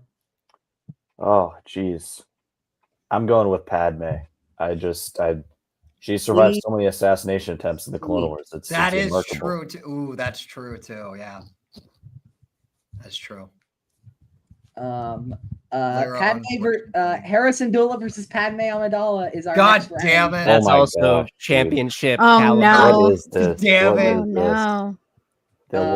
this? Oh, that's a dude. Hera has the hardest road for real. These matchups are crazy. Yo, these matchups, this side of the bracket. I think it was one of our first round matchups for Jedi was Mace Windu versus Ben Solo, and everybody's like, "That's not fair." I'm like, somebody had to be in these slots. honestly, dude. The hardest matchup you could probably give me is Keith Trennis versus Cal Kestis. Oh, yeah. Actually, I wouldn't do that. Right I now, wouldn't do I'd that. probably go Keith Trennis. Jedi Master Keith. Jedi Master. All right, let's do this. But that'd be hard. Okay, here's my turn. All right, here we go. Give me 30, Jacob. All right, whenever you're ready. Okay, so again, as I said last round, Clea is one of the most impactful Star Wars characters in the timeline that we never really knew about, of course, before Andor existed, and her existences are really just really warp. What the fuck? That droid is a fucking machine. What the hell is going on? Give me a second. I gotta do something. Give me a second. All right. I think Chopper is running interference. I was about to say, like, Yeah. Whoop. Anyway, okay, go ahead. I might be compromised on this round. Okay, and go ahead. 30 seconds on the clock. Go. Who am I doing? Sorry. Oh, Chopper. All right. Well, that's go. all right. Well, that's easy. I mean, Chopper is vintage classic droid. He's not sleek like the astromechs that you see. He looks like he was dragged out of a garbage dump, and it fits his personality. I mean, how many characters can you say what you see is what you get? That's got to be some kind of virtue. Also, if you hate Ezra Bridger, he did try to kill Ezra Bridger. All right, that's it. Yeah, no. If I were not representing Clay in this round, and believe me, in another world I might not have been, I would vote for Chopper. I have my vote. If they're Imperial, they deserve the burial. Chopper it is. Chopper. Oh my gosh. All right. Yeah, Chopper. The harbinger of destruction. Harbinger of Destruction. All right. Next up, Andrew and Jacob. Oops. Andrew and Jacob. There we go. Andrew, don't let those ducks scare you. Talk about Poe Dameron. 3, 2, 1, go. I'm not going to let those thugs scare me. And Poe certainly did not let a First Order dreadnought scare him when in the opening scenes of Last Jedi, he single-handedly took on a ship that the Resistance hadn't destroyed up to that point in their conflict with the First Order. We're talking about standout pilot, standout leader. His arc in The Last Jedi was fantastic, from going to just blow something up, shoot something and blow them up, right, to a leader in the Resistance was inspiring. All right, Jacob, 30 seconds for Star of the Mandalorian and Grogu coming to theaters this May. Gareth Aurelius. 3, 2, 1, go. Look, man, I get that Zeb isn't always, in the foreground. I get that he's not always, the one making the difference, in all the Rebels episodes. But might I remind you guys, he outsmarted 2 Inquisitors in Always 2 There Are. The chips were down, everything was going to shit, and he stepped up. He put the Phantom on the roof of the hangar, and just when everyone least expected it, Commander Mayluran swooped in and saved the day. All right. Ooh, perfect. And Jacob, for your record, give me a second. I just want to make sure I have the clip here. Shit, I need the clip. Where the hell is? We saw the picture. We saw the damn pic. Oh wait, there's Din doing it. There's Din kick. Oh wait, Jacob. Because I know, because I'm not sure if Jacob's seen this before. Jacob, just look at this. The official trailer for The Mandalorian and Grogu. Just look at this. Oh boy. Enhance. You see that? Enhance image. I see it. I see that beautiful silhouette. I see that big hairless muscular body with those big feet. Now, It's happening. Now, just to be fair, if we're showing, really hot pictures of Zeb, I feel like we need also a shot of Poe here too. Just to, I don't want First of all, it's them. right there. First of all, look at Jacob's background; it's right there. Second of all, which picture of Poe isn't hot exactly? All of them. Just show Poe. I need. I was gonna say. Anyway, this one's pretty cut and dry for me. I think. Connor, if you want to weigh in before. This is a little more difficult than I was thinking at first, but I gotta give it to Poe, dude. Yeah, it's very close. There is I will say with Zeb, there is a moment early in season 1 where he's still like this very like brash, doesn't really care about many people's self. And I can't remember what episode, but there is a moment where he has a moment of contemplation where like he's like, did I just get Ezra killed?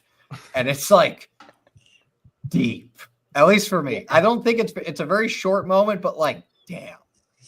I've consulted with a lot of sources. Look, I thought a matchup like this could happen. I consulted with a lot of sources on like exactly like and I was like figuring out who to trust in this one. But the ultimate best most convincing reason for who I should support came from your mom. Anyway, Poe Dameron. I'll take it. Yeah, I vote Poe. I mean, not that it matters, but I vote Poe. Nice. All right. Nice. That's a wipe. He loves his mom. He loves his mom. We love it. Died at a young Fair enough. age. Respectable. Died at a young Respectable. age. Oh yeah, that's accept right. it. That's right. I forgot. All right. God, yeah. Next up, Jacob and M. Here we go. Two rebellion leaders in their own way. Jacob talked to us about the many faces, and I mean that literally now, of Bail Organa. 3, 2, 1, go. All right, so I think obviously we've talked already about Bail Organa's resume. Before and during Order 66, throughout the reign of the Empire, he risked everything to help build the rebellion. He really did. He used his wealth, his planet's wealth, his political status, his connections to act as one of the last voices standing up to the Empire, while simultaneously providing relief to victims of the Empire's oppression. That was so important, I think, about what he chose to do. He wasn't just building the rebellion, connecting the insurgent cells. He was helping the people who were suffering. Okay. 30 seconds on Marva Karathi Andor. 3, 2, 1, go. Bail Organa's effect might have been very large because that was the kind of opportunities that he had. But Marva made the best of domestic power and of the kind of power that comes from working locally in your communities. She was a daughter of Ferrix. She organized to keep her community together. And she also adopted Cassian when she had the chance. She did not hesitate. She took him into her life and she planted the seed of an act that was essential to the rebellion and without which victory would not have been possible. That was very well said. Wow. It was. Andrew, Connor? I am torn. I think overall, Bail is my favorite character, but I appreciate the importance of getting involved in the community and locally. And you know what M said, you don't have to, it doesn't matter if you weren't given the galactic, stage to do your work, but just on the ground in Ferrix. I'm going to go with Marva. Bail. I'm gonna break the tie. What's it gonna be? You don't mess with them Organas. Bail Organa's going to the next round. Whoa. Unless you're I'm actually Tarkin. surprised right now. I took you for a Marva guy, Eli. I really did. Shout out to Marva Andor. She is. So One of shout the out to goats. Marva, but yeah, no, absolutely. Bale is going to the next round, but who is he going up against? Everybody, it's time. I hope everybody's excited. This is big. It is time. Uh-oh. Hell yeah. Jacob, get your timer ready. Oh, man. Give me 1 sec. All right. Whenever you're ready. Is there any sound more iconic to Star Wars than the beeps and boops of R2-D2? He has, as I've said, helped every generation fight the Empire, fight the Separatists, fight the First Order. His Maskanana says the same fight against the dark side. And R2-D2 has been there for every part of it. He, through his heroic actions in the prequel trilogy, the original trilogy, the sequel trilogy, the Clone Wars, Obi-Wan. No, he wasn't in Obi-Wan Kenobi. Rebels, all that kind of stuff. Yeah. All right. Jacob gets to introduce one of his characters now, the mighty Chewbacca. The mighty Chewbacca. You got 30 seconds. 3, 2, 1, go. Chewbacca is so much more than just Han Solo's sidekick. Although that relationship and that journey, is an amazing one after he shows mercy and rescues Han from the pit on Mimban and they get out of there together. He is a defender of Kashyyyk, a friend of Master Yoda, a member of the Wookiee hyperspace mapping collective, the Klaatuvok Guild. This is one of my favorite little lore bits in Star Wars. He held on to his stack of secret hyper routes throughout his time in exile from Kashyyyk during the reign of the Empire. Right. He handed them off to Princess Leia after the Battle of Hoth, securing the rebellion's future. Wow. All hail Chewbacca. I thought this was going to be a pretty easy one for me with R2, but also I would like to add, Jacob, that Chewbacca met Ahsoka Tano. Yes, sir, And he did. so my pick is Chewie. Wait, Wow. R2 went on so many missions with Ahsoka. Bro, R2, wait, hold on. Wait, we're acting like R2 didn't like R2 was like, Ahsoka. R2 earned a nickname from Ahsoka. I'm aware, but the episode where Chewie shows up in Clone Wars had a profound impact on me as a person who loves whenever characters meet each other and cross over. Absolutely incredible. Respect. And I guess, but also there are some really cool R2 comic arcs in the 2015 Star Wars comic. There are. They're great. So Everything with R2 is great. this is a difficult choice, but I gotta go Chewie, man. Plus, dude, Chewie piloting in the Millennium Falcon in The Last Jedi. Come on. It's great. It's a fist How bump about- moment. Yeah. Andrew M. Yeah, I'm gonna pick Chewie because he was a great prom dad for Rey. That's true. Uh, True. this would have been an easy pick for R2, but what I love about this bracket challenge is that I will find out things that I never knew before about certain characters. And a little factoid about hanging on to his little hyperspace maps, Chewbacca being part of that collective, like what? Yeah. Incredible. Bro, I'm telling you, the Wookiees are the coolest species. For that Good factoid relationship alone. with Wookiees. Where Everyone is knows. that from, Jacob? I don't even know, bro. I read it in like the Star Wars Atlas. I doubt it's canon. It's so not It is canon. here. It's canon canon here. now. It's canon in my heart because it's so badass. It feels like it would work. Yeah. And it is Wow, canon a in my 3-0 vote. wipe. A Wow. 3-0 wipe. I'm honestly Chewbacca. surprised, but go Chewbacca. Yeah. You're gonna be facing yourself, so you're gonna have to hand it off to somebody else. I'll in that hand next one round. off. I'll hand one off. That wasn't it. Anyway. We're gonna just keep make Jacob there. Make two arguments yourself. It's not hard. Yeah. Next up, Chiquita, get down here. I'm out, by the way. That goes my 9 episode streak of not winning one of these. Oh, So Yeah, I don't think I've ever Um, won either. You and me it's- both, brother. yeah, it's incredible how like United in people grief. and we've gotten like built-in advantages for each other, like sometimes giving each other 6 and others 5 in past ones. We've still never won one of these. you could have a chance if you take on Bale. Yes, that's although again, if I do that, then in the next round, it'll revert back to Jacob again anyway. If Bale wins. But anyway, we're getting to our next round. Connor, let's hear about our University once again. Let's do this. Yeah, I'm probably not going to win 2, this one, go. but again, like help the rebellion, like Han Solo, really was a pivotal part in the Battle of Exegol, and she helped get the schematics and the plans for the Dreadnought, and I'm pretty sure, if I remember correctly, the supremacy to the Resistance, really helping them get inside and destroy it, and the Dreadnought.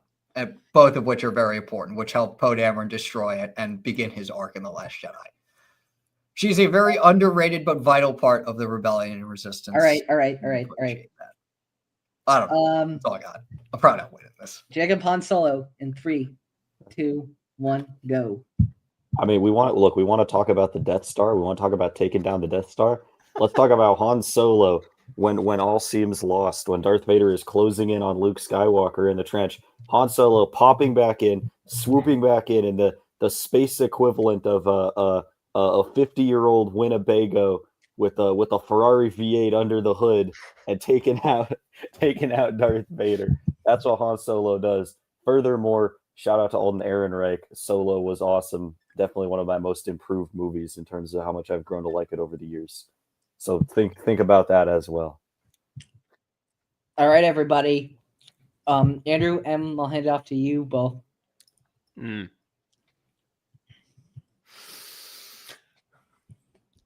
Man, I'm gonna vote for Han.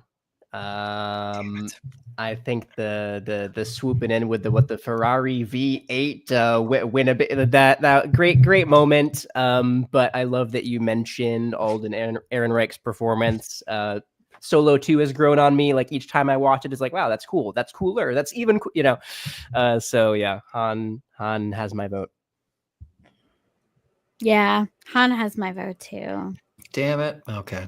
Honestly, that makes it easier because I was struggling with this one. Then I will give my vote to Aiden on this one.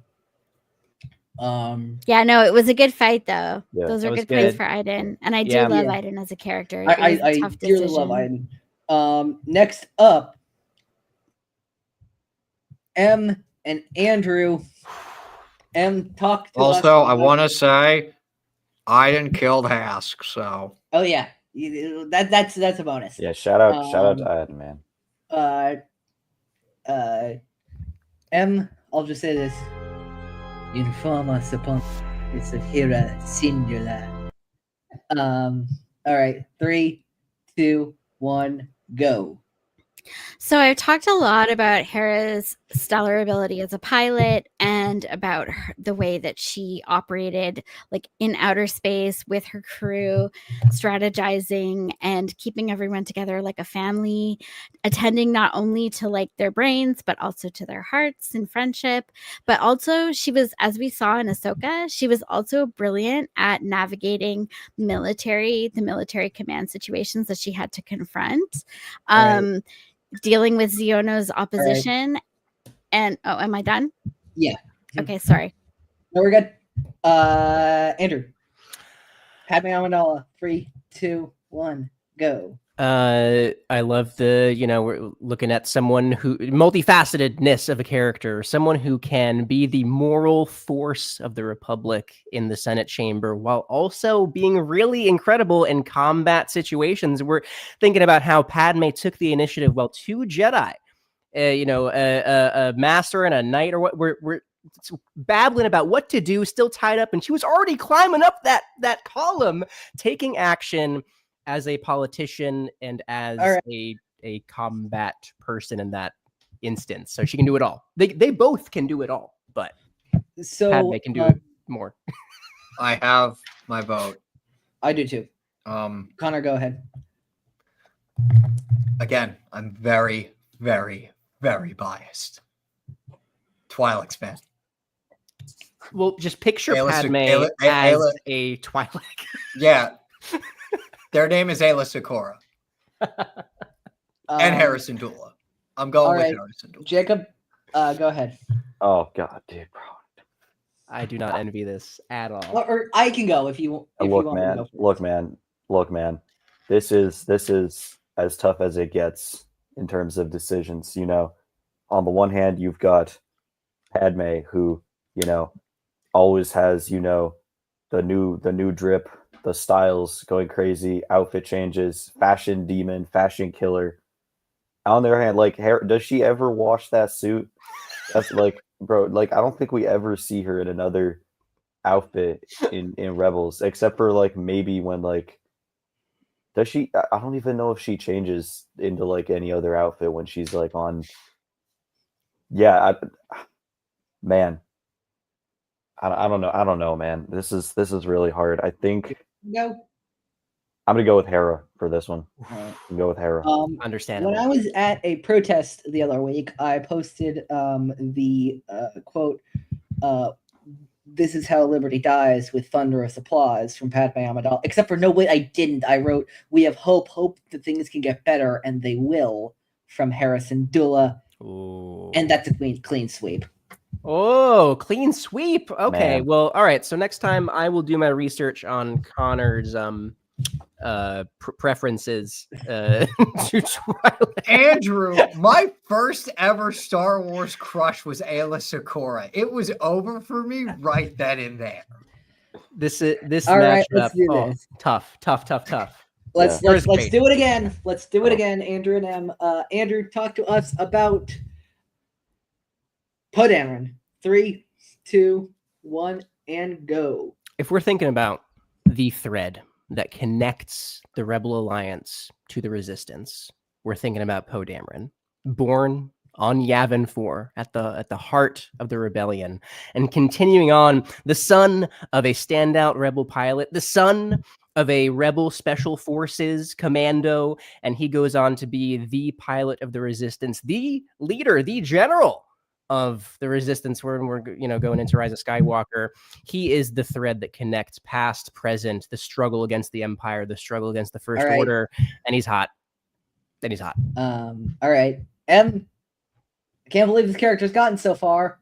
And I'm a little worried about retribution if I should vote against him, but whatever. 30 seconds on Chopper. 3, 2, 1, go. The fact that Chopper was even allowed to be part of the Ghost crew is a miracle, considering the chaotic, destructive energy that he brought. But I think that only proves how essential he was. I mean, if Hera's willing to keep him around, there must be a reason for it.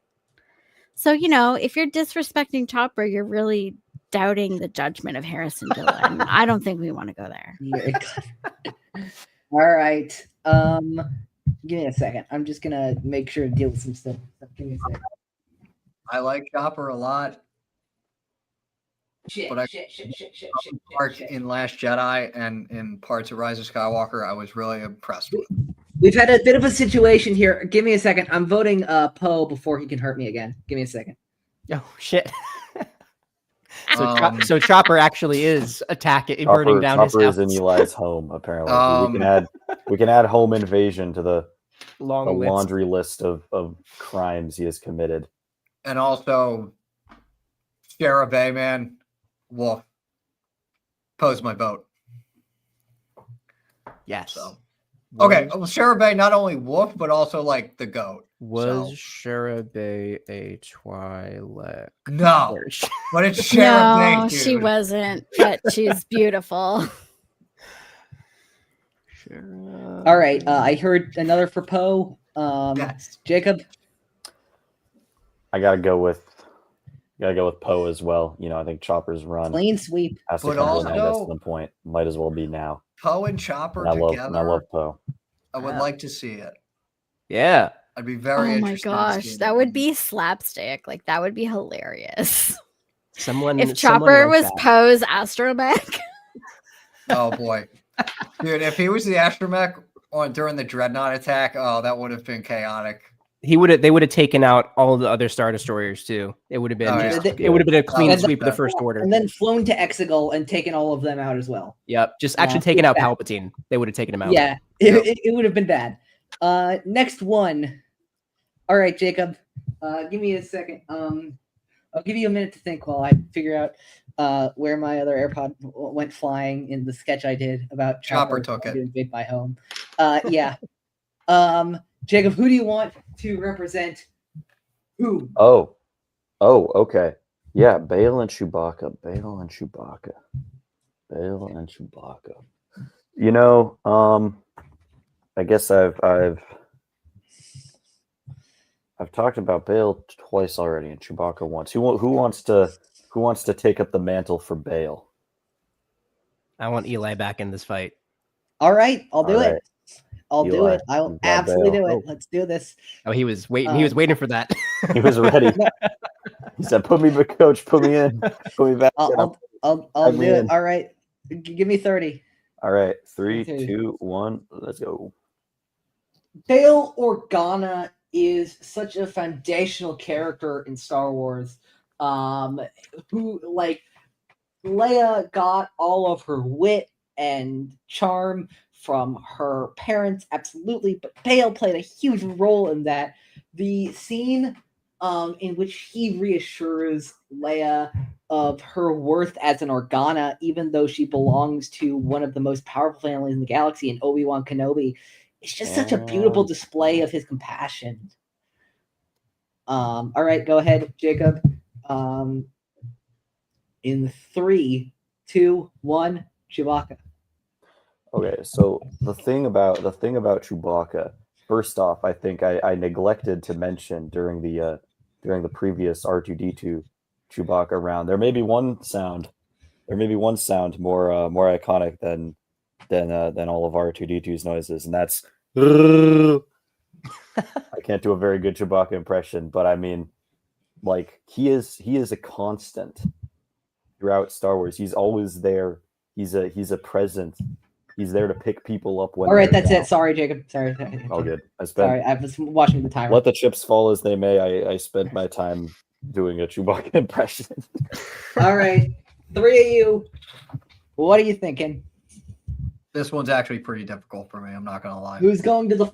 Because it's like, for me at least, the way I'm looking at it is like, again, recency bias. Benjamin Bratt's portrayal of Bail Organa is absolutely phenomenal. And the fact that it works so well, I think, with Jimmy Smith's portrayal too, is just like an added cherry on top. And the fact that one of my favorite Bail Organa moments with Jimmy Smith's is the scene where he shows up on Tatooine in Kenobi, and he's like, he brings up the very, very good point of Obi-Wan being like, I have a duty to Luke. What about the duty to his sister? Like, very, very good point. But also, Chewie flying the Falcon and helping out during the Kessel run, so damn cool. It's very close. I got to give it to Chewie. Sorry. If Eli, in the legally allotted time, had brought up that Tatooine scene, then maybe I would have voted for Bail. But I'm not going to vote for Chewie as much as voting for Jacob, because that was a stellar Wookiee impression. Yes, that too. That was also a really good Wookiee impression. I'll vote Chewie. My vote also goes to Chewie. Yeah. Although kudos to you, Eli, for bringing up that scene from Obi-Wan. That's good. Which is one of the best examples of parenting I have ever seen on television. Sometimes I watch just that scene because I find it so comforting. You all bring me back just to vote against me anyway. How would you say it, Connor? How would you say it, Connor? As I like to say, guess I'll go fuck myself. Thank you, Connor. Back to you, Connor. Or you could say, what's the line from? Oh, you could not live with your own failure. Where does that bring you? Back to me. So you're saying I should have gone for the head? I don't know. All right. It's up to Anyway, okay. We are to our semifinals. 3 more brackets to go. Iden should have been in the semifinals, but that's neither here nor there. We are to the Just saying. semifinals. Her battle on Naboo and Jakku were pretty fucking awesome, and she invaded an Imperial facility on Bespin. All right, here we we might go, have Jacob. we might have Han versus Chewie. Wait, this is All right. crazy. Yeah, we are 1 round away. Yeah. All right, here we go. that would be so funny, actually. Here we go with a reenactment of that one Forces of Destiny short that I actually quite love. Yeah. Han Solo and Hera Syndulla. Jacob, take us away with Han Solo. 30 seconds. 3, 2, 1, go. I mean, it's hard. These are like the 2 greatest, star pilots in the galaxy. But it was Han who made the Kessel Run in less than 12 parsecs. I don't remember Hera for all her heroism ever doing that. And I think in Solo, we get such a different side of Han, such a different developmental, emotionally, mentally, a place in his life and his story that just makes me all the more appreciative of his character and all right, seeing him throughout the stages of his life. All right, okay. Em, go ahead. 30 seconds. Hera. Sorry. I mean, Hera Syndulla. 3, 2, 1, go. I mean, I guess we can be impressed by like tricks like the Kessel Run, which was technically L3's doing, I might add. But Hera was somebody who sacrificed so much to the rebellion. The fact that she strained relationships with her own family and left the the Twi'lek rebellion in order to benefit to benefit the Galactic Rebellion was a great personal sacrifice that I think she deserves some honor for. In times like this, I like to ask myself one question, and this is mostly for Jacob. Why do we fall? So we can learn to pick ourselves back up. As Alfred Pennyworth says in that one movie. Anyway, Hera Syndulla is somebody who's lived through struggle and picked herself back up at the end. If people want to know, go back to our Jedi stream and see that bit roll out. Anyway, I'm voting for Hera. Respectable.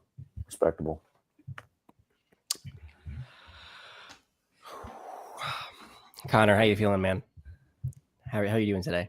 This is actually pretty tough because, like, again, Twi'leks, Hera, she's a mom, bro. But, Jacob, stay with me here. Kessel Run was really impressive. His arc in Solo was really impressive. His arc throughout the original trilogy was impressive. The fact that he came back for episode 9 and delivered a fantastic sermon to his son. Hey, kid. To show him the way back to the light side. Well, not to the light side, but to the light is beautiful. It doesn't really pain me to say this because I do love Hera so much, but I gotta go with Han Solo here. It is like razor thin close. Though. Andrew, in the position you love to be in. I love that. This is what I live for. Connor, I was fully expecting you to have said all of that and to say, but Hera's a Twi'lek, so I vote Hera. Well, yeah, that's exactly because that's what you would do. I actually struggled with this. These brackets are super fun because you also get to see test your character. You get to see how characters are pitted against each other, but how also contestants pick their moments. And Jacob had been talking about Kessel Run. He set the record. M came in here and said, actually, L3 gets some credit too. Sniping the Kessel Run, pretty much sniping that from Han Solo's resume. I would also argue that Hera is the better pilot. I'm voting for Hera. You know what? That's very valid. Hera Syndulla proceeds to our finals. GG. Harrison Dula GG's proceeds only. to our finals. GG's only. Okay. Well done. GG's in the I chat. just Who- do with the sniping. Who but faces her? We're about to find out. Let's do this. that was a low blow, man. Maybe a bit dramatic. You'll get your Look, revenge you gotta on me get right it how now. you live it. I understand. All right. You Let's know do what? this. I get it. Poe Dameron in 3, 2, 1, go, Andrew. When you think about iconic romances in Star Wars, do you think about Chewie and Maz Kanata? That's great, but no. You think about Finn Poe. If you watch The Force Awakens and you see the way that Oscar Isaac, you see the way that Poe bites his lip looking at Finn, patting him on the shoulder there, the tension is so present. We're talking about how love is one of the themes of Star Wars. Even though we were robbed of it a little bit on screen. It was All right, there, Sorry, that's it. and it was strong. It was strong. All right, Jacob. Chewie in 3, 2, 1, go. Why do you have to go and bring up Finn and Poe right before I have to do this, man? That's not fair. Yes, I admit it. Chewbacca doesn't have the same, iconic shipping potential, the same impact in that way. But who doesn't love? Is that a Chewbacca water bottle I see? Bring that back on. Bring that back on. Oh no. I rest my case. You want to talk about impact? You want to talk about culture? Everyone's favorite walking 7-foot tall teddy bear. God damn it! This All might be right. harder than the last one. Well played, damn it. Bringing my This water bottle. might be harder than the previous one, and I was zoned out for half of that one. Oh my god, I don't know who to choose. 8 for me. That's one hell of a pilot you got there. Poe Dameron gets a vote from me. But also, like, Chewie's a hell of a pilot too. Hell of a co-pilot. Hey, listen. Last Jedi, just saying. Yo, I know. And Bro. TFA actually. Talk Oh. about unsung hero. I'm voting for Poe just because Chewie damn it. traumatized those porgs. So Oh, yeah, just- no, screw that. Yeah, Bro. that's Porgs for true. life. Porgs for Bro. life. He's God a damn it. culinary Okay, fine. visionary. So we're not. So we're not get getting the hell Han. out of here. Get the hell out of here. You're not going to talk about porgs that way. So we're No, not put getting me back Han, on. That's nor right. Chewie. Yeah, Bring him put me back. on. Bring him back. All right, symbolic vote, Chewie. Thank you, Connor. Wow. Two of Again, the greatest great. pilots in the galaxy Again. faced off in our two last of my round. favorite moments in Last Jedi. Two of many. Poe taking down the dreadnought. Chewie flying through the crystal caves. It's very hard to pick either one. And look at that, Jacob. We're not in the final round again. Look at how that happened. I had 2 opportunities. Wow. Look I had 2 at how that happened. opportunities. Harrison Dula, Poe Dameron are in our finals, and let's see. Let's hear what happens. Let's go. M, go ahead. Harrison Wait, Dula. in 3. is this our like championship match? That's it. We made it. It is. Oh, okay. Because you said finals like plural, and I'm like, is there a No, third no. place So, match? is this like game 7 or like game No. 3? No. This is final, like the final round. Yeah, the This final is game round. 7. Okay. Yeah, semifinals and then finals. Yeah. So it's a All right. Super Bowl. Okay. M, Hera in 3, 2, 1, go. In Star Wars, there are characters that you want to be and there are characters that you want to know. I would say that Hera Syndulla is the kind of character that you want to know. She's loyal, she's nurturing, she's skilled, she's strategic, she's courageous, she's effective at what she does. And she is so beloved of the people around her. Like, how can this not be a character that you want to endure? All right. Okay, and finally, for our final argument of this stream, Poe Dameron, Andrew, go. When we think about thematics in Star Wars, we get knocked down only to rise again stronger, be the spark that lights the flame to save the galaxy and burn down the First Order. Poe had every chance to say, no, there's too many of them. What are we going to do? But he always brought himself back into the fight to take down Starkiller, take down the Dreadnought, take down the Final Order fleet. He always found a way. He was resilient and he loved his mother. And I All right, think both all of right, those things all are right. pillars of Star Wars. Okay. All right. Connor, Jacob, the Damn three of it. us God damn got it. the final decision of this stream. Because it's like, hard. Here's the thing that kills me the most. Poe and if Poe and Hera teamed up, it's Jover forever. It's Jover. And it is, and they did, by the way. Let's not forget that they did. Oh yeah, that's right. When was that again? It I forget.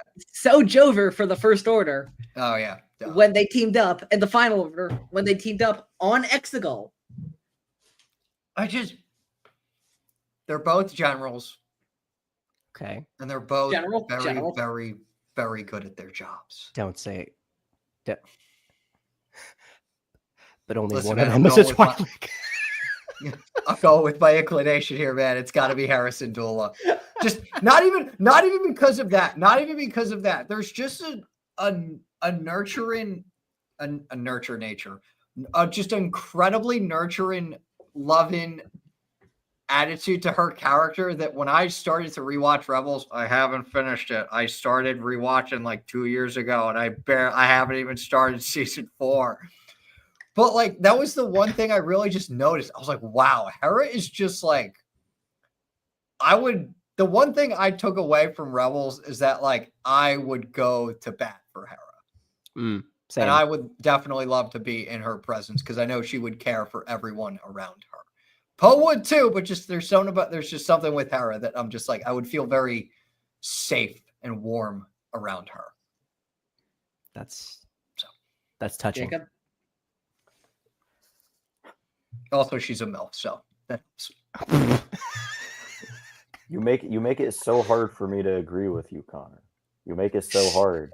But all heads must bow and all tongues must confess that despite the hardest road to get here, despite going through Han Solo, Padme Amidala, and Thrawn, I think that Hera Syndulla deserves this win, and that's who I'm casting my vote for. A well-deserved win for M and Hera both. One of the greatest characters in Star Wars, to be sure. Yes. I'm very happy because she was going to be my pick if I remembered earlier that she was able to be picked. See that I am the Ruth Bader Ginsburg of this stream in that I have to dissent all the time. Anyway, I'm going Poe, but congratulations to M, who has won this bracket stream. Hera Syndulla has won. Congratulations to M. We're going to it's been a very long stream. Thanks to the three of you for sticking with this as long as we've done this. We're gonna start the plugs now. M, we'll start with our winner. M, where can we find you? You can find me on BlueSky at Huttslea, HUTTSLEIA. I want to draw special attention to the fundraiser that started on Friday for the PCRF, the Palestinian Children's Relief Fund. You can find links to the fundraiser on my BlueSky, and you can also search the tag The Hunt for Ben Solo, which is one of the inspirations behind the fundraiser. But the most important thing, obviously, is the fundraiser. And whatever your opinions are about what's going on in Star Wars, whatever your opinions are about what's going on in the Levant right now, it's obvious, like, these children are innocent. They need help. And so anything that you can donate to the fundraiser would be sincerely appreciated. Thank you for your time. Thanks, Em. Andrew. You can find me on Instagram and BlueSky at Andrew Geha6. Would love a follow. Fantastic. Chiquiti. Where? I'm trying to remember. Oh, Instagram. Duh, I use that sometimes. Instagram.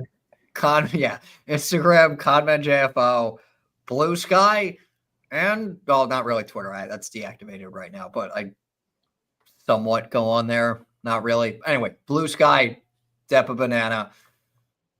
Discord. I'm not giving that out here. You'll have to subscribe to the In a Galaxy Patreon to get that or something. We don't have one of those. But okay. Now you do. Now you do. You can also find me at co-hosting 2 podcasts. Always 2 there are. That's not the name of it. That'd be cool though, but it's not the name of it. The one podcast is called For the Republic Podcast, a love letter to Star Wars animation. We talk Star Wars. Shocker.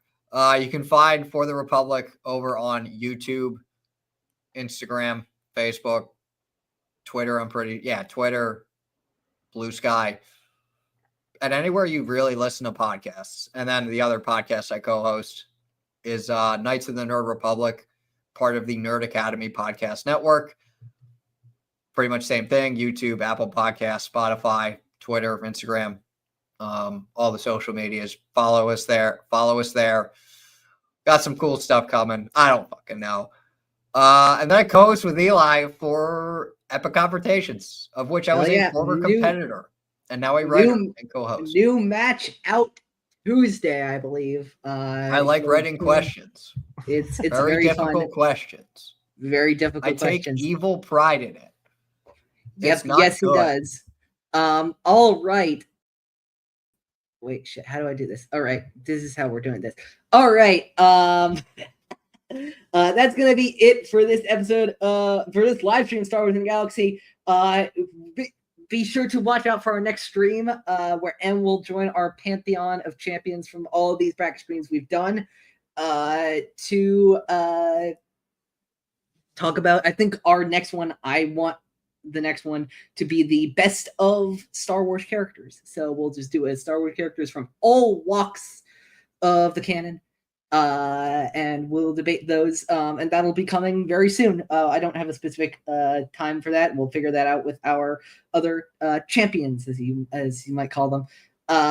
Next, I want to just do quick plugs for In a Galaxy. Our next episode that we are putting out, we've already recorded. Jacob and I are covering the season 3 episodes of Star Wars Rebels: Iron Squadron, Imperial Super Commandos, and the Winkathu job from season 3 in episode 100, I believe 88 of Star Wars in a Galaxy.